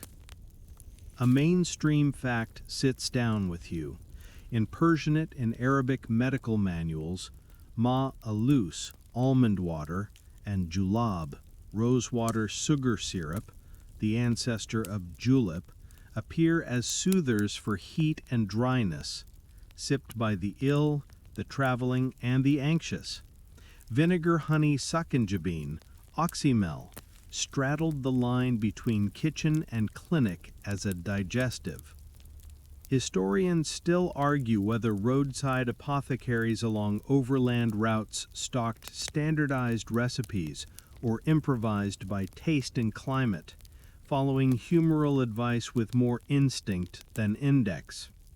He strains the almond milk through cloth, adds a spoon of succinjabine, then gestures toward your ledger, the page that smells faintly of saffron sun, and asks permission to drop in 1 thread. You nod. The thread dissolves, giving the white tonic a shy dawn. You sip. Your tongue writes a memo to your stomach. Let us be friends. Light joke 1. Your smartwatch congratulates you on drinking a medieval smoothie, offers to track your almond intake, and immediately gets lost in the math. From a shallow bowl, he plucks a few mastic tears, pale, translucent resin from island trees and Levantine coasts, chewed since antiquity for breath, teeth, and stomachs that need pep talks. He offers one. It softens into pine and citrus, a forest reduced to a good decision. Next, a pinch of asafoetida, hing, the kitchen's backstage comedian, wrapped in waxed paper, to be crumbled into lentils when the road gets windy inside you. Only a little, his brows warn. You nod emphatically. A quirky tidbit, he keeps a thread of saffron tied to each jar of asafoetida, not for flavor, but as a courtesy to noses. If the lid sulks, the saffron coaxes the room back to neutral. He points to a tray of myrolibans, wrinkled fruits from Indian forests, haritaki, bibitaki, amalaki, the trio later praised as trifala. He mimes their jobs: move, cleanse, cool.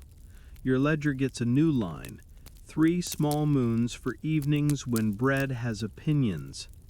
A mainstream note warms its hands at the brazier.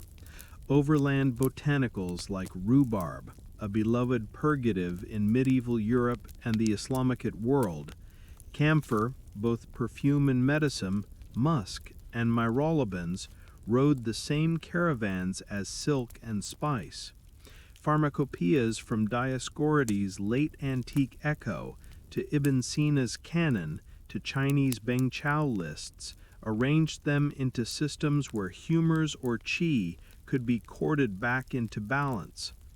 Historians still argue whether specific plant names in cross-cultural texts always refer to the same species, or sometimes to near cousins adopted by local practice under familiar names.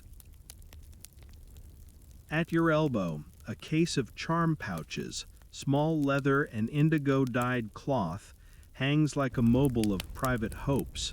Some hold blue glass beads against the jealous eye. Others, little paper amulets brushed with verses or sutra snippets, folded and sealed with starch so the weather can't edit them. One pouch jingles faintly. Inside, a date stone with a tiny hole drilled through it, strung with cotton. The apothecary wags it. For steady steps, he signs. Part placebo, part metronome, part memory. You add it to your belt next to the bone story token, a chorus of quiet equipment.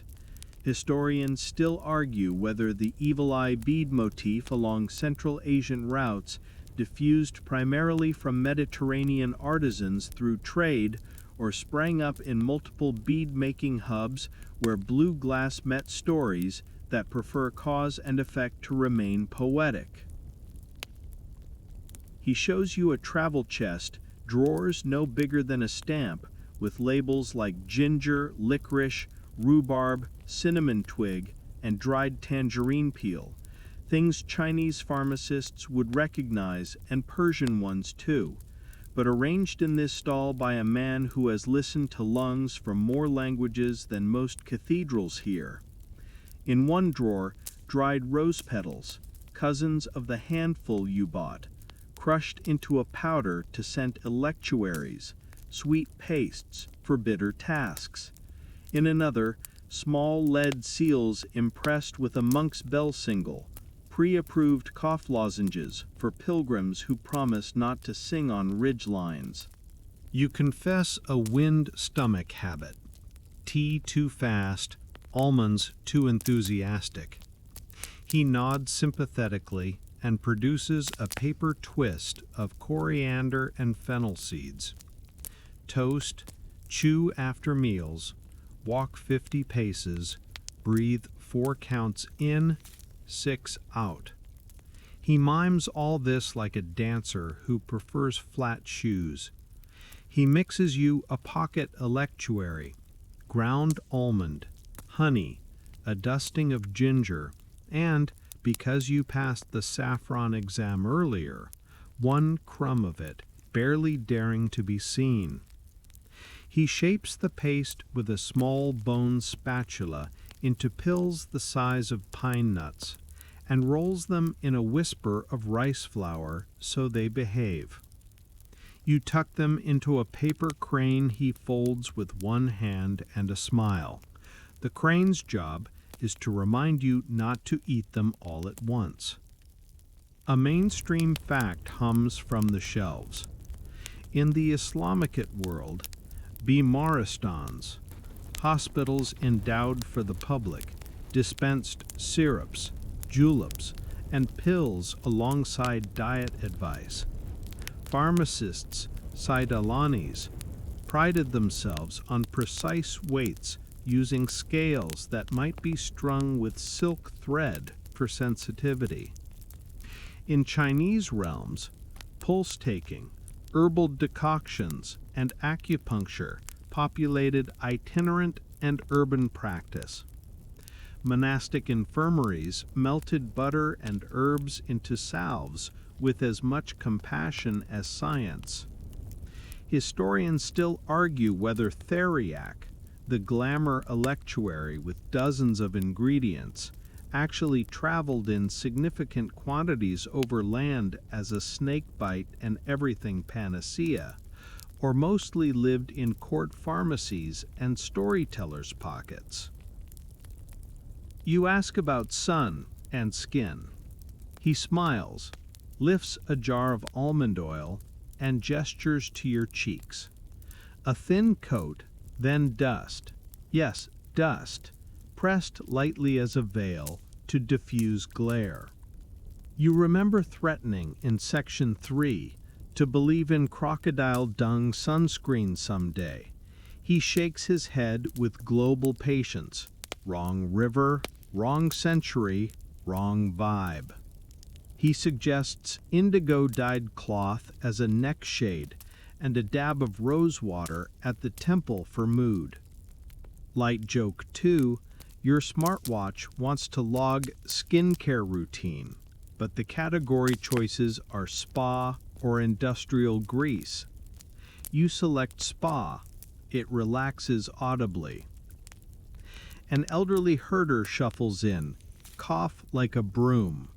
The apothecary brews licorice root with coltsfoot and mulberry leaf, stirs in honey, and points to the steam.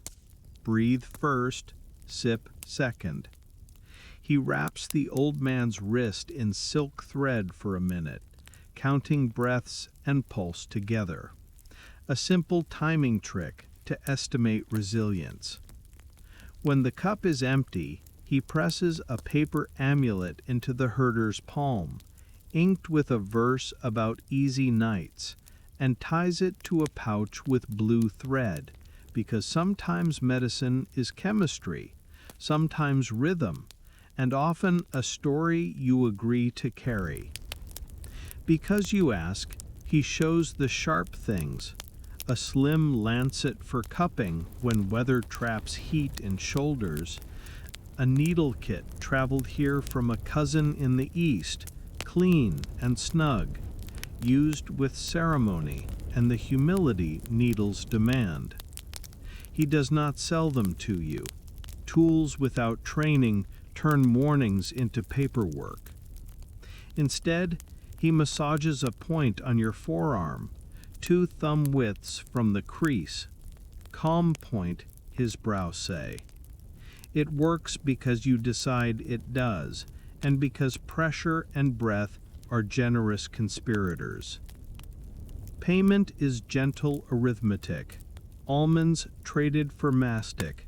Silk bookmark for asafoetida and fennel. Coin for almond tonic wisdom. He stamped your ledger with his tiny seal, a mortar and pestle inside a circle, and, with mischief, adds a cat paw print from a carved stamp he keeps for inventory auditors. He signs, meaning cats. Light joke 3. Your smartwatch, deeply invested in bureaucracy now, demands you log the cat as a co-signer. Before you go, he assembles a charm pouch just for the road you're on. 1 blue bead, 1 date stone on a thread, a crumb of frankincense, a slip with a line about cool breezes, and a single almond for luck. He ties it with red and blue twist, warding and calm together, and lays it in your palm like a vote of confidence. You hang it near your bell strap where it can swing and do nothing measurable and still matter. Outside, the market smells the same, but easier. You tuck the electuary crane where you can find it in the dark, rub a breath of almond oil into your hands, and let a pinch of fennel crack politely under your teeth.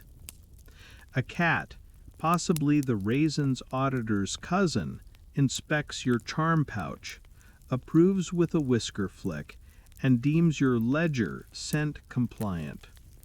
Bells resume their indoor voice. Your stomach, once a critic, votes with its feet and follows along without editorial. Historians still argue about 1,000 details here. Origins of beads, names of roots, who paid for which hospital wing.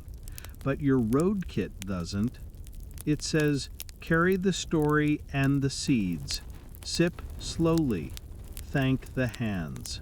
The dunes start to talk before anyone else does. At first, it's a low purr, the sound a kettle would make if it learned to hum through its lid. Then a deeper chord that seems to come from the belly of the sand itself.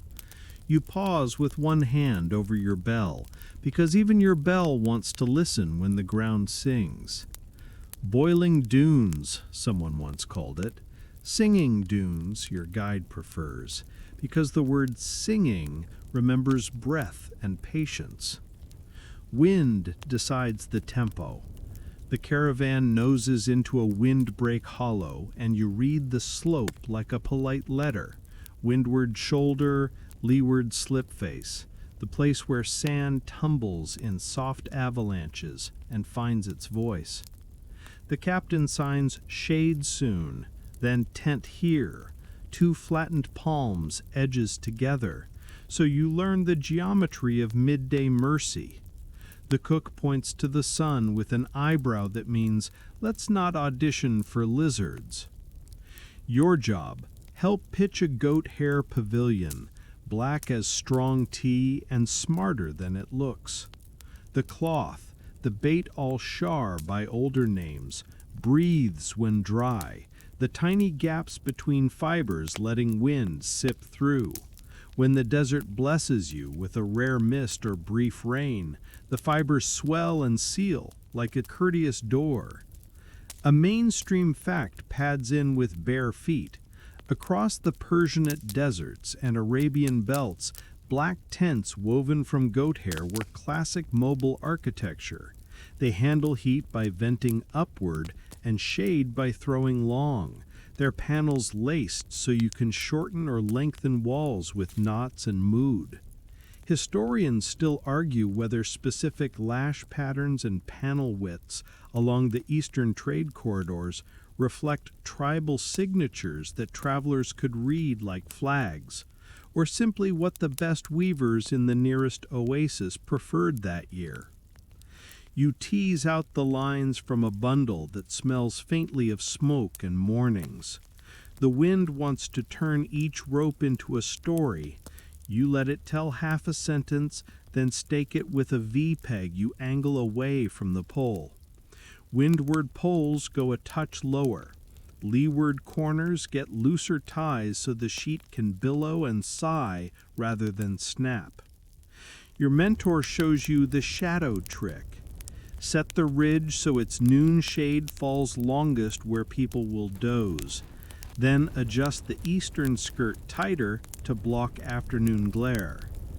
He drops a handful of sand into each loop before pegging so the rope bites better, desert flower becoming dessert for knots. Light joke 1. Your smartwatch labels the activity Tent Pilates, offers a calming sand animation, and accidentally pours grit into your imaginary pocket. The floor is a matte mosaic, palm frond weave here, felt there, a saddle blanket pretending to be a carpet in the corner. You choose the wind's language, crosshatch mats perpendicular to the breeze so little eddies tangle and fall asleep before they find throats. A woman from the rear string adds reed screens to the low side, tilting them just enough to make dappled light, the visual lullaby of shady courtyards. The cook, who knows acoustics even when he pretends he only knows kettles, props a saddle at the windward flap so the tent mouth becomes a soft whistle instead of a trumpet. Outside, the dunes sing louder for a minute as a slip face lets go, a velvet avalanche. Quirky tidbit. The sound likes a particular grain size, polished, round, around 0.1 to 0.5 millimeters, and prefers a just dry humidity. Too damp and you get silence, too loose and the note scatters like gossip in a crowded bazaar. Your guide scoops a palmful, lets it flow. The stream hisses, then booms in a miniature like a bowl that knows one excellent note. Historians still argue whether the booming comes from synchronized grain layers sliding as a vibrating sheet, or from air pockets rhythmically collapsing. A few papers claim electrostatics plays backup percussion. The dunes shrug, keep singing, and do not submit letters to journals. Siesta protocol begins with declutter. You unbuckle your bell and nest it in your scarf with a twist of the blue and red charm cord from the apothecary because your charm deserves to nap too. Loads come off the camels and curl under the leeward skirt. Heavy low, fragile high, blessing loaf elevated like a small, yeasted prince. The amphora earns a throne in a shallow pit where the sand is cool. You wrap it in a damp cloth so evaporation writes cold into clay. Shade thickens. People become fewer words. Lunch is siesta food, things that chew quietly. The cook lays out flatbread shards, a bowl of labneh shining under a polite lake of olive oil, almonds that remember mountain mornings, and salted cucumbers sliced thin enough to qualify as polite opinions. You grate a pinch of your cardamom shard into mint tea, just enough to make the cup whisper forest. A mainstream travel note pads in with crumbs. Caravan midday meals often favored no-fire or low-fire assemblies, dried fruit, nuts, oils, curds, to keep heat and smoke low when the sun already did too much. Hot stews waited for night when flames behaved and stories wanted broth. The dunes perform again, this time a short baritone line when a child slides down the lee face, his mother laughing into her sleeve to keep the air sleepy. You test a tiny slide with your palm on a tray of sand and feel the hum under skin, a purr that becomes voice if the flow is right. Light joke 2, your smartwatch tries to Shazam the dune and suggests 3 playlists named Brown Noise for Accountants, Desert Lo-Fi, and Songs for Sand. You subscribe to all out of courtesy.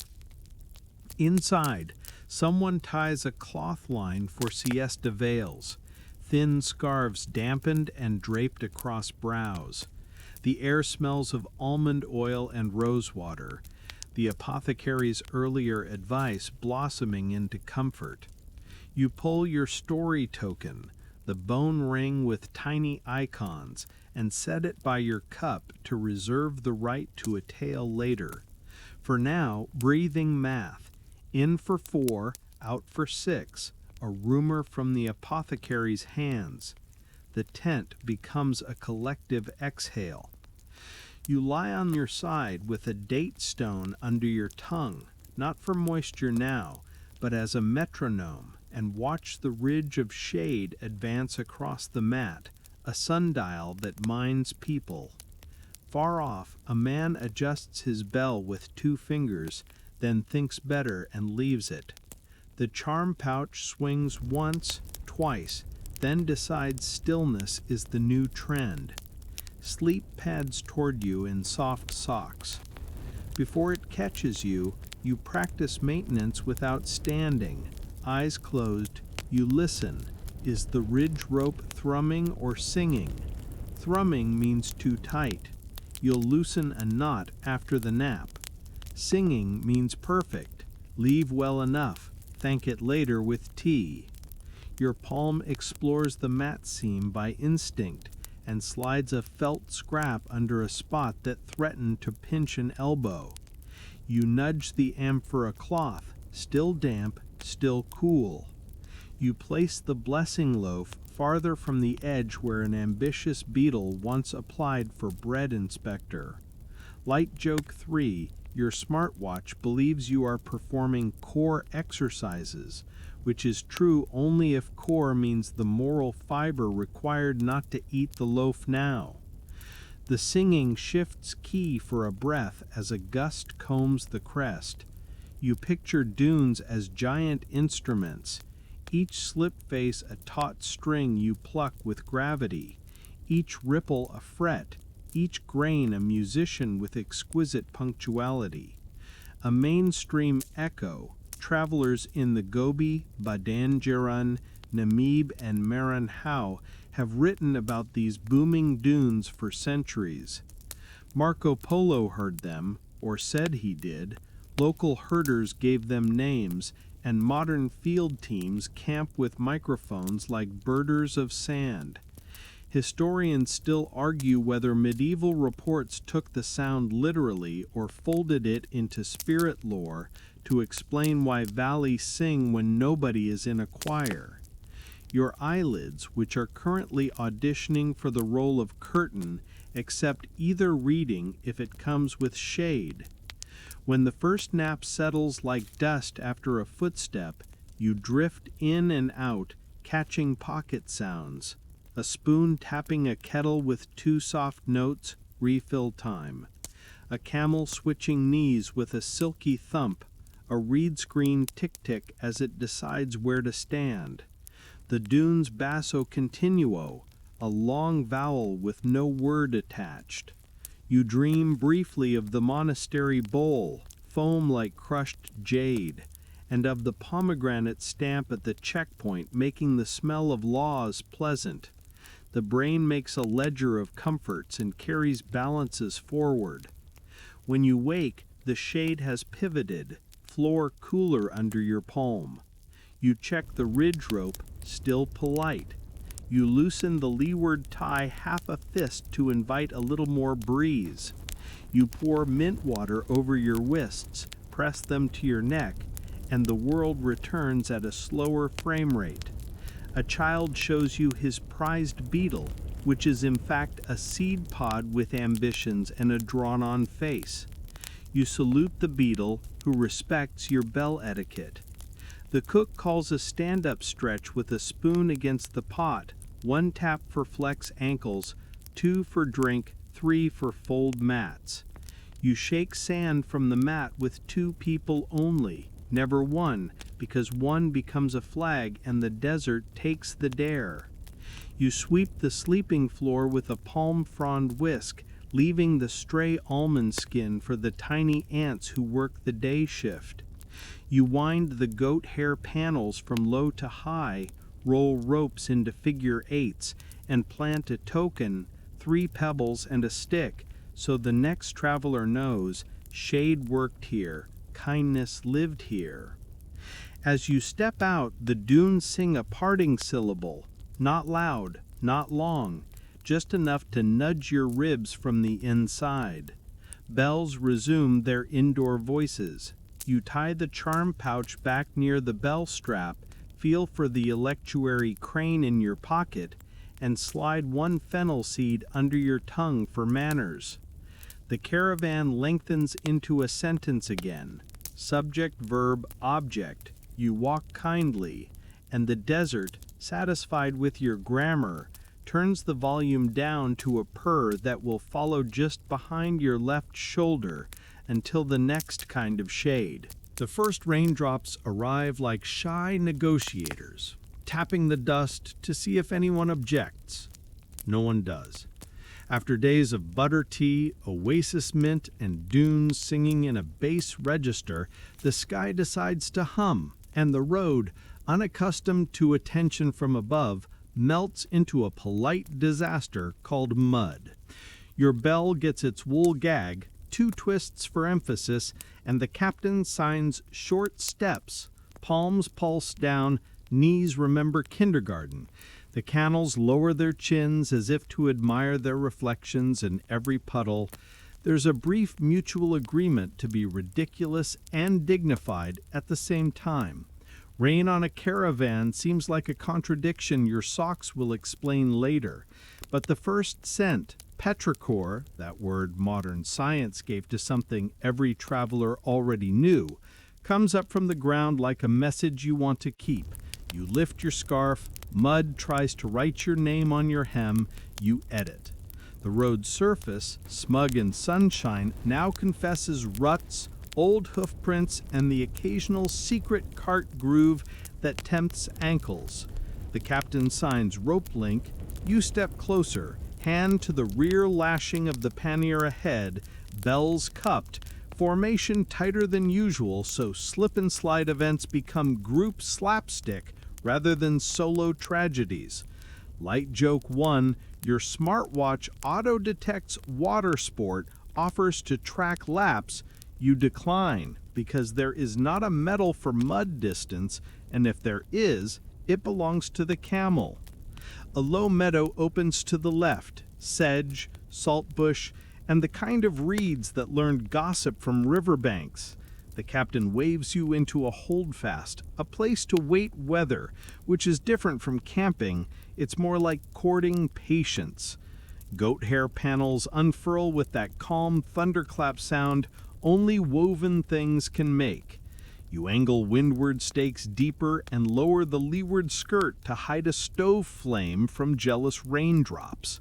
The cook, discovering new fuel in the form of his own resolve, declares stew day and becomes the weather's friendly rival. Your job? Turn lentils into morale. You pull out a sack of red Masur lentils, their color like terracotta that dreamed of sunset, and a smaller packet of brown lentils to lend backbone. A mainstream fact warms its hands over the brazier. Lentils are one of the earliest domesticated pulses in Southwest Asia. Archaeological finds at sites like Tel Aswad and Jericho show lentils in diets thousands of years ago, and by the medieval period, lentil stews appear in Persian, Arabic, Hebrew, and Indian recipe traditions as road food, fasting food, and weekday comfort. Historians still argue whether a specific spice profile, say human coriander with a souring agent like sumac or pomegranate, traveled with levies and caravans as a recognizable trade stew, or whether every valley had its own rainy day logic with lentils as the constant and everything else as polite improvisation. The cook slides a pot onto a triangle of brick and iron portable stove. It looks like confidence with handles. You rinse the lentils in a sieve that has survived more roads than some princes. The water clouds, clears, clouds again. You pour until it runs friendly.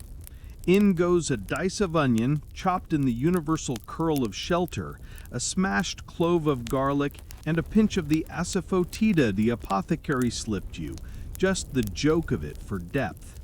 You toss in a datestone joke. No, not literally, you keep that under your tongue for metronome duty, but you do add one torn date, because the cook swears by sweet corners in rainy day pots. Spice happens like a committee resolving to be unanimous. Cumin seeds, maybe a teaspoon or two, coriander ground between your fingers so it wakes on the way down, a leaf of bay that insists on being invited, and a clove pin. Remember the spice seller's little clove through cardamom talisman? You borrow the idea and drop a couple in, then fish them out later like fortune. You pour in oasis water, the amphora wears its damp cloth like a shawl, and add the lentils with that brief white noise they make when they accept heat. A pinch of salt, 3 cracks of pepper, and the pot begins to consider generosity.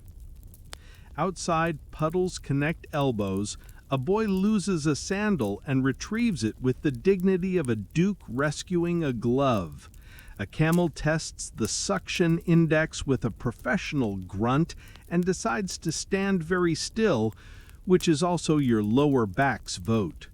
You set a reed mat at the tent edge to catch mud from polite feet and become the unofficial doormat marshal, which is exactly as glamorous as it sounds. Light joke 2. Your smartwatch congratulates you for threshold curation, suggests a course you added to your academic CV. Back to the pot. You slice a carrot into coins and a dried apricot into smile shapes because visual morel works even in stew. A handful of rice goes in for ballast, a scoop of split chickpeas if your sack allows, and then sour is the friend of gray days, something bright. Crushed sumac, a squeeze from your sock and jaw bean vial, or if fortune followed you, a spoon of pomegranate molasses from a jar that bears more stamps than your ledger. The stew's surface takes on a gloss that suggests good decisions. Quirky tidbit: to thicken stews on rainy days without greedy fuel use, some caravan cooks keep a flour and water paste called rope. Yes, rope. Rolled into small cords and dried. Tossed into boiling broth, the rope softened to mini noodles while releasing starch like a treaty between spoon and hunger. You add a couple of ropes, the cook smirks approval. You'll sleep an hour heavier for it later. Rain knocks on the dote hair roof with its fingers in triplets. You stir to that beat, planting small jokes where fatigue might root. The captain crouches to warm his hands, eyes on the line where sky becomes floor. He produces a token board. 3 pegs slide from today to tomorrow under the column labeled "Arrival Guesses We Won't Regret." It's the least dramatic delay you've ever attended. A mainstream note: relays and caravans built schedules with weather slush baked in. Yam stations under the Mongols famously planned horse changes and posting times, but even postal empires learned to chalk a rain cloud in the margin. Historians still argue whether merchant leagues along specific corridors, Sogdian, Kashmiri, Bukharan, kept shared delay ledgers or simply counted on the road's collective memory. That pass steals Tuesdays. You break the blessing loaf, small portions, because holy carbs are still carbs, and float crust squares on the stew at the end so they soak without losing themselves. The cook finishes with green, a scattering of cilantro or parsley, a trickle of olive oil that catches the tense half-light like moon on wells. He ladles into wooden bowls. Steam fogs the ring of your story token, which you moved closer to inhale. The first mouthful is gravity therapy. Lentils soften into a chorus. Sour nudges awake the parts of you that prefer naps. The clove cardamom pin leaves a memory rather than a flavor. Across the way, a guard who usually looks carved from something inconveniently solid smiles with his whole face. Someone passes pickled turnip slices like neon parentheses. The boy who lost his sandal is commissioned spoon monitor, making sure they don't migrate under mats or into pockets. You offered 2 almonds to your camel by way of apology for the mud's lack of dignity. He accepts, chews as if evaluating your stew from afar, and repositions into park mode. You rub a dab of almond oil into a strap to prevent squeak once the world resumes being a place where things move. Like joke 3, your smartwatch marks equipment moisturized as strength training. You feel stronger already. Conversation stays in rain register. Stories fold into each other like blankets. The spice seller's rumor about Khorasan's saffron meeting generous skies becomes a lullaby. The apothecary's mastic tear becomes a chewing contest, quiet, with a prize none of you claims. The monastery's wooden fish tap echoes in memory. You find yourself timing sips to an imaginary mokugyo beat, because a good metronome is a portable monastery. The dune's booming is replaced by pothole baritones as drops find empty gourds and tap them into participation. In a rain pause, you step out to perform mud diplomacy. Scrape the worst off your sandals with a stick, not against the tent pole. Poles deserve respect. You guide runoff with a quick trench, letting the water choose exit over puddle. You shape the reed screen so they don't drink more than they can hold, and you check the ridge tie, still singing, which is perfect. The thrumming earlier has settled since you lowered windward and raised leeward a finger's breadth. You peer at the plum bead hanging from your saddle. It swings a sleepy arc, no torque detected. The chalk line on the pannier has blurred into abstract art. After lunch, you'll redraw it with burnt stick because charcoal writes on wet when chalk throws up its hands. Back inside, stew seconds arrive with diplomatic immunity. You squeeze the last of the sakanjabin into your bowl and discover the precise flavor of dignity under a blanket. The captain, warmed and resigned, spreads the waybill on a dry plank and adds a line. Paused for kindness, resumed when boots consent. He stamps it with the pomegranate postmark you picked up yesterday, which now smells faintly of pomegranate juice. Remember, a PR flourish.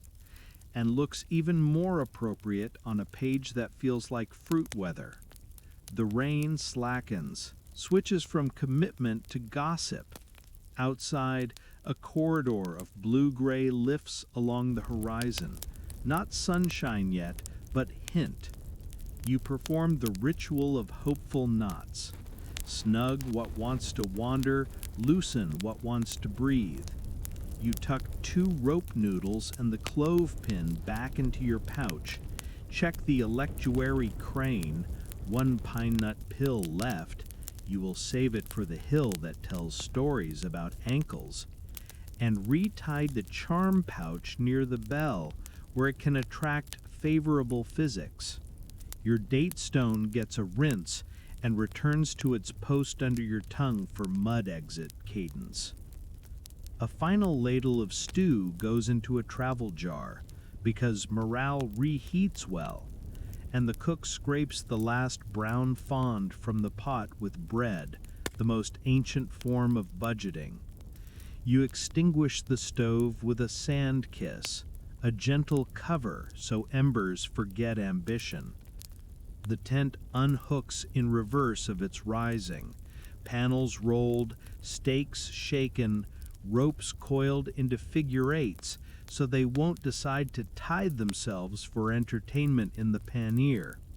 You plant a stay token, 3 pebbles and a stick, with a little rope noodle balanced on top for the next traveler who needs a reason to stop without guilt. The caravan forms, shorter strides, bells damped, spirits surprisingly taller. Mud sighs under soles but no longer schemes. You step out of the holdfast into a world where rain has softened edges, where every bush wears a bead necklace, and where even the camels smell vaguely botanical. The road, delayed but not offended, continues its sentence with a comma you can taste. However, it says, "We walked anyway." Night settles the way accountants like to settle, with columns that agree. The caravan folds into a courtyard whose walls still remember noon, but the floor has cooled to the temperature of good decisions. A brazier keeps an ember heartbeat. The kettle perches like a small moon with chores. You lay out the ledger board, the ink kit, and the pouch of papers that smell faintly of saffron, rain, almond oil, and bureaucracy that tried its best. You begin with receipts. The checkpoint's pomegranate stamp gleams where you left it yesterday. Tonight, you add a neat annotation: mud delay, stew morale, rope noodles consumed. The clerk from earlier would approve. You draw a line beneath the day's entries with a ruler that is not a ruler but the straight edge of a silk bolt board, which upgrades the line from adequate to elegant. Your bell rests in your scarf, wool in its mouth, the way good arithmetic prefers, quiet. Ink first, always. You grind soot against glue on the inkstone, then wake the mixture with oasis water you saved for ceremony. The slurry turns mirror dark. A mainstream fact pulls up a stool. Across the routes, carbon inks, lamp black with gum, and iron gall inks, tannin from oak galls plus vitriol, traveled with scribes, merchants, and judges. Carbon stayed rich on the page, but could rub. Iron gall bit into fibers and browned to permanence. In literate hubs from Kashgar to Isfahan to Dunhuang, scribes chose according to weather, paper, and how many generations they wanted the numbers to survive. Historians still argue whether ink recipes clustered by guild and city, family formulae guarded like spice blends, or whether most kits were cheerful improvisations based on what smoke and trees were available. You tap open the sand shaker, a little tin of pounce, to dust a line of fine grit across a fresh, wet figure, the way a baker flours a board so bread won't cling. It dries the ink without smudging, and yes, a cat appears, because cats have a sixth sense for both pounce and boundaries. You slide your elbow one span north as a compromise. Light joke 1. Your smartwatch detects cat proximity, suggests switching to aerobic scribbling. You decline on behalf of scholarship. The waybill waits for its evening love letter. You add a silk note for the consignees upriver, the ones who want to know whether their blue and gold bolts are still behaving. Instead of paper, you unwrap a narrow strip of tabby-woven silk, cream with a faint grid woven right into the face, perfect for straight writing without ruler tyranny. You sharpen the brush to a whisper and write small, dry strokes so the ink sits politely on fibers. A mainstream note stretches. Silk as writing surface has a long pedigree in China, before paper's generalization, and silk labels and tags remained common for textiles in trade, while tags in Persianate lands tended more to paper or parchment. Mixed caravans bent the rules. Silk carried words about silk because symmetry is satisfying. Historians still argue whether surviving silk documents along the northwestern Chinese corridors reflect routine practice or exception preserved by cave chants. Hello, Dunhuang. While most ordinary memos simply returned to dust without telling archivists. You write the silk tag like a lullaby. Northbound, seals intact, pomegranate post, one mud delay, saffron honest, almonds adequate, bell etiquette observed. You add the sun seal the spice merchant pressed into your ledger earlier, copied in miniature with a tiny gold-dotted circle, so the recipients know you met the man who wears light in a box. You knot the strip to the bolt with a weaver's square, a tidy knot that reads as competence in any language. Next, credits and debits, your road arithmetic. On the left, stamps, gate tea, bread quarters, stew carrots. On the right, saffron threads, 2, cardamom twist, clove pin, temple rice balls, 2, donated, checkpoint pickle tooth, gift. You sketch a camel in the margin beside almonds to note that 2 went to labor rather than ledger. Auditors should understand almonds are a mixed currency item. Quirky tidbit. Some firms on these routes trained apprentices to mark soft assets, favors, introductions, an innkeeper's smile with tiny icons, a cup, a door, an ear, so that future letters home could balance silver with social credit. You added door for the monastery gate that opened without fuss, and an ear for the checkpoint guard who pretended not to see you save the pickle tooth for later. Across the courtyard, the captain prepares letters under a lamp with a mica shield, less flicker in the breeze. He writes one in Persian to a contact in Ray, another in Chagatai sprinkled with Uyghur script habits for a family farther north, and dictates an Arabic line to the monk scribe staying the night, a blessing for the Sibyl that kept travelers from arguing with thirst. A mainstream fact props its chin on its hand. Multilingual correspondence was standard along these arteries. Surviving Sogdian letters from the 4th century show merchants managing family ventures across deserts with a tone both practical and affectionate, while later Geniza fragments from the Cairo merchants revealed Jewish traders sending cotton, pepper, and news across the Indian Ocean with accounting in one line and gossip in the next. Historians still argue whether familial house firms dominated over partnership syndicates in particular centuries, and how far women's signatures traveled in these networks. The paper trail is partial, and silence has handwriting too. You copy numbers into your personal notebook, a slimmer thing than the caravan ledger, so your own memory can nap if needed.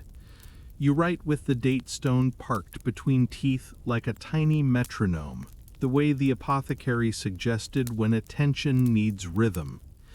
Entries settle like sand after wind. Weights balanced, seals kissed, stew paid, naps earned. You underline naps earned. Light joke 2. Your smartwatch claps with its tiny electronic hands for affirmations, as if underlining were cardio. A boy brings over the seal kit, a lead bulla press, the ink pad, the clay for temporary jar sealings, because your jar of pomegranate molasses needs a fresh closure after traveling through rain. You smooth a little clay over the cork, press with a pattern die borrowed from the post, pomegranate again, continuity is a lullaby, and tie a blue thread around the neck, because blue has been on your side all week. You log it, jar resealed, blue witness. The cook, who pretends not to like writing but adores order that ends with T, recites provisions while you tally. Labneh low, you scribble a shy frown, almonds medium, olive oil cheerful, blessing loaf honorable yet mortal, electuary crane, 1 pine nut pill remaining, do not eat tonight unless necessary. You pencil a tiny crane icon to shame your future self into prudence. A strip of rose petal from the attar stall rests between ledger leaves. The page will smell like kindness in a week. A mainstream aside nods. Merchants often perfumed correspondence to clients with a pinch of musk, ambergris, or rose, sent signaled care, and created a brand before the word was letters on hats. Historians still argue whether such scents were everyday practice beyond courts or mostly the trick of prosperous houses whose envelopes needed to arrive with reputations intact. You keep one open debate for dessert. Double entry. Rumors ride the routes about Italian books where 2 columns hold hands so tightly that errors blush and leave. You've seen single entry everywhere around you, plus and minus in honest rows, but you've also met a Bukhara clerk who swore by a twin-column trick his uncle brought from the Black Sea ports. Historians still argue whether double-entry bookkeeping remained largely a Mediterranean habit until late, or if itinerant merchants and diasporas whispered at eastward earlier than textbooks prefer. Your own page tonight stays single, but you draw a faint mirror line in the margin, a promise to yourself that neatness can evolve. The embers sink into themselves, and the brazier wears a light shawl of ash. You tilt the inkstone to catch the last lamp glow, draw the story later spiral on the page beside tomorrow's empty lines, and cap the pounce so the cat doesn't redecorate. A friend from the spice quarter wanders over to stamp your margin with his tiny son just because he can. It looks good next to the mortar and pestle seal the apothecary gave you. Your ledger has become a travel album of small authorities. You seal 2 letters with wafers you made yourself, flour, gum, a whisper of sugar, moistening the back with a speck of tea.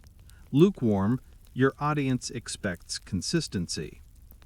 You affix a silk tag to the outer twine of the bolt destined for Herat.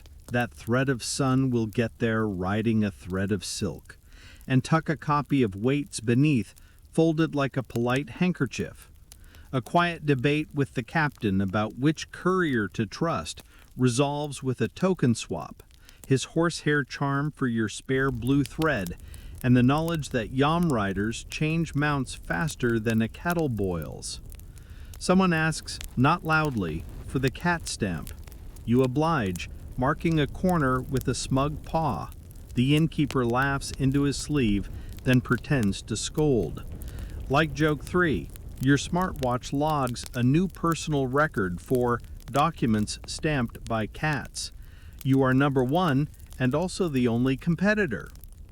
The courtyard cools into the hour when pencils, brushes, get heavy and eyes do that slow blink that makes numbers yawn.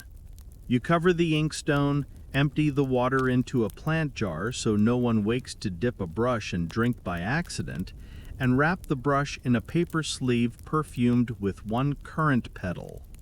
You nest the ledger in cloth, slide the waybill beneath your headscarf where thieves can't steal what's already a pillow, and tuck the pomegranate stamp to dry in a saucer so the next page won't borrow last night's fruit. Embers murmur. The kettle approves. Your bell, gagged and dreaming, leans into your pouch where the charm bead, the date stone, the electuary crane, and the warm retired pebble from the pass all agree you have earned sleep. You blow once across the page, old habit, unnecessary after pounce, and watch the grains catch lamplight like stars learning handwriting. The last thing you write is a line your future self will need. Wake at first bell, wool out at gate, tea before talking. You underline tea twice. Numbers like underlines, so does your morning. Night arrives like a soft accountant, closing columns with a felt-tip moon. The courtyard exhales. Bricks surrender their heat the way a stubborn thought finally agrees to be reasonable. Somewhere a kettle does that last whisper where steam becomes a rumor. You pull your bell from its nest, stroke the bronze with a thumb, and tuck wool into its mouth. The farewell gag, a bedtime ritual as considerate as folding blankets so the corners sit like well-taught elbows. The captain raises 2 fingers. First bell of the night watch soon. You nod, already counting chimes in your head the way you counted pebble sips on dry stages. A groom lights a lantern and draws a circle in the dust. The bell circle, a place in the courtyard where handlers step to test a single ting at the start of the watch, and again at the end, never in between. One by one, bells get their brief syllable, a polite roll call. Yours answers like a teaspoon tapped against a bowl you promise not to spill. A mainstream fact wanders in with its slippers on. Across the old Eurasian caravanserai system, night watches were standard. Guards paced walls, time kept by water clocks, hour candles, or local watch chimes. In some Persian cities, the Nakara Khana, drum and trumpet tower, signaled hours. In Chinese garrison towns, clappers and handbells marked the night watches. Travelers learned to sleep between tones like punctuation marks between long sentences. Historians still argue whether bell codes, patterns distinguishing first, middle, and last watch, were widely shared along inland routes or mostly house customs each caravanserai staff taught with eyebrows. You settle by the low brazier with a shallow bowl of figs the innkeeper saved, plump and patient, their skins as wrinkled as advice.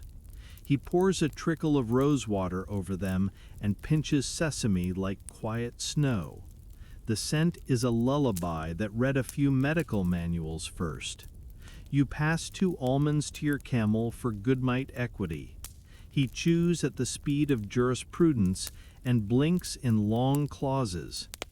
Quirky tidbit: some handlers thread a fig stem and tie it to a bell strap as a sweet return token. Not quite a charm, not quite a receipt, so the first breakfast back on familiar ground remembers to include figs. You do the knot clumsily. The groom adjusts it into competence without breaking the silence. First bell. Not dramatic, just 2 measured taps from the gate tower. Conversation relaxes into the kind that doesn't try to win. Someone mentions a snow pass 3 days ahead that behaves like a salaried person, predictable and slightly smug. Someone else whispers that a bridge was repaired with willow mats and mud, which your ankles accept as civil engineering. A boy inventories lantern oil by tilting and guessing shadows, the world's most charming arithmetic. Light joke 1. Your smartwatch wants to auto-detect lantern curls as a shoulder workout. You tell it you're training for kindness instead. You and the scribe sort letters into routes.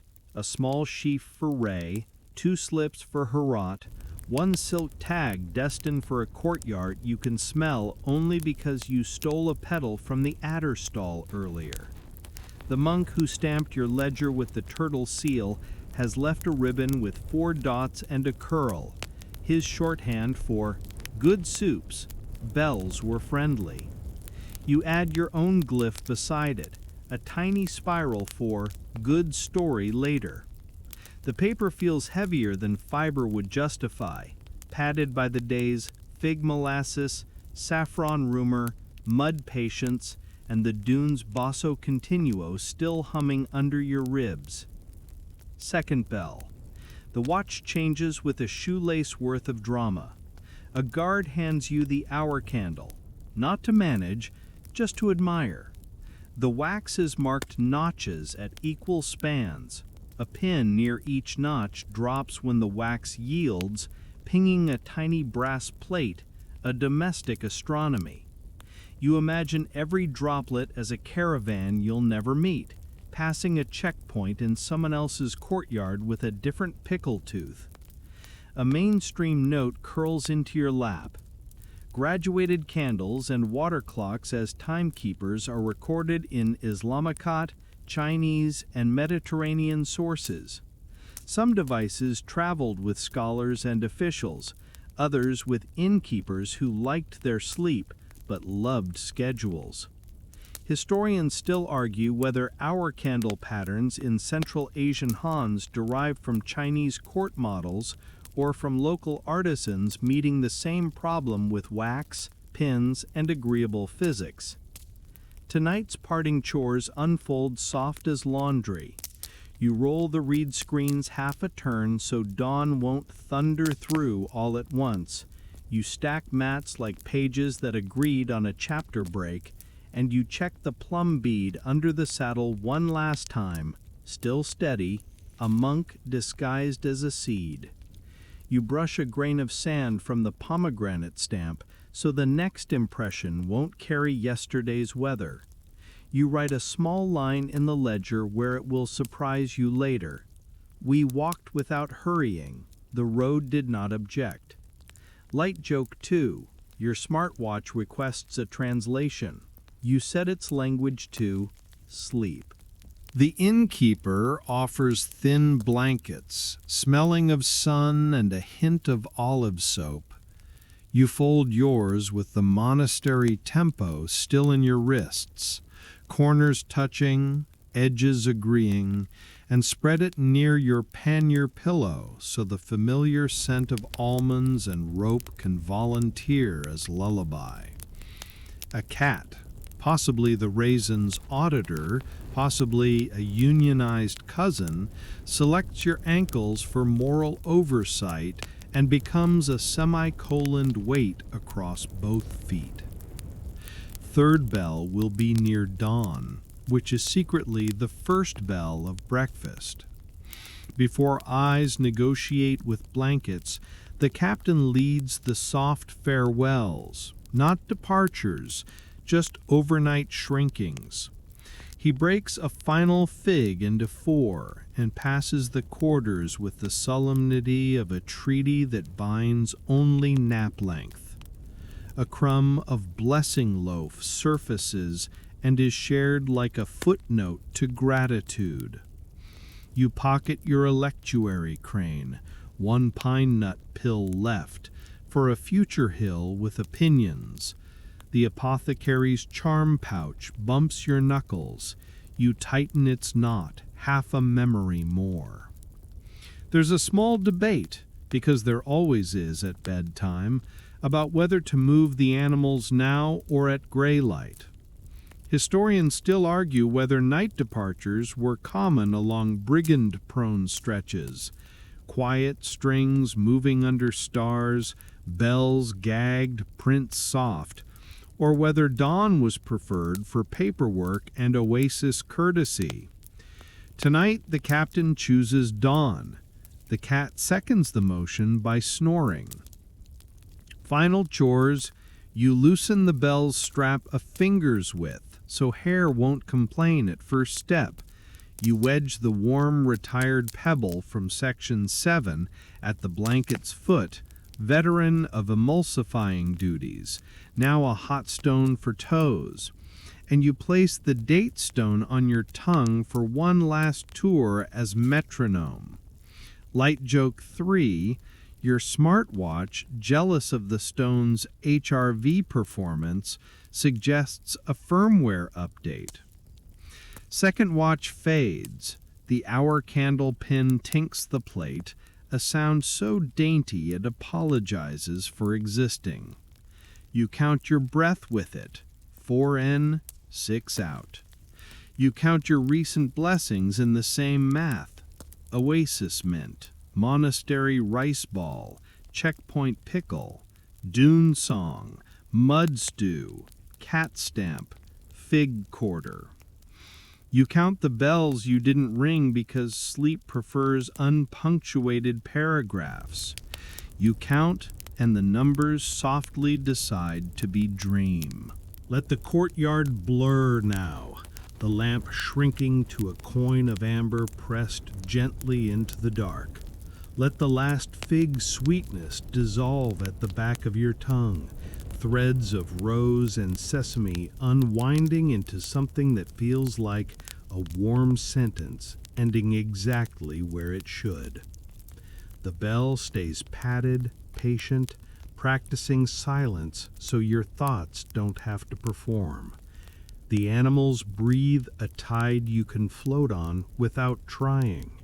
In and out and in again. The simplest road. Picture the route tomorrow not as a task but as a line of shade that moves kindly with you, stopping exactly when tea becomes ready and starting again only when shoulders say yes. The dunes are far now. They keep their music low, a memory that behaves like brown noise under a blanket. The storm has returned the sky to order, stars remember their places, and some small planet with no interest in your errands makes a quiet parade across the rafters. If you need a thought to hold because empty hands feel odd, hold the charm pouch's weight. Blue bead, date stone, a slip of words about cool breezes. It hangs near the bell but does nothing measurable. That is its gift. Or hold the ledger's last line. We walked without hurrying. The road did not object. Let it lengthen into a breath, and the breath into sleep's patient claws. Blankets are heavy in the good way now. Ankles approved by a cat, toes warmed by the pebble that once turned tea into comfort and now turns worry into room temperature. There will be first bell, yes, and wool out at the gate, and tea before talking. For now, there is only the steady arithmetic of breaths, the kind that never needs balancing because it balances you. Let eyes drift. Let shoulders choose the softer answer. The world reduces to kettle hush and the memory of a pomegranate stamp that smells faintly, impossibly, like law trying to be kind. Sleep takes the pen from your hand and signs for you. End of story. Good night.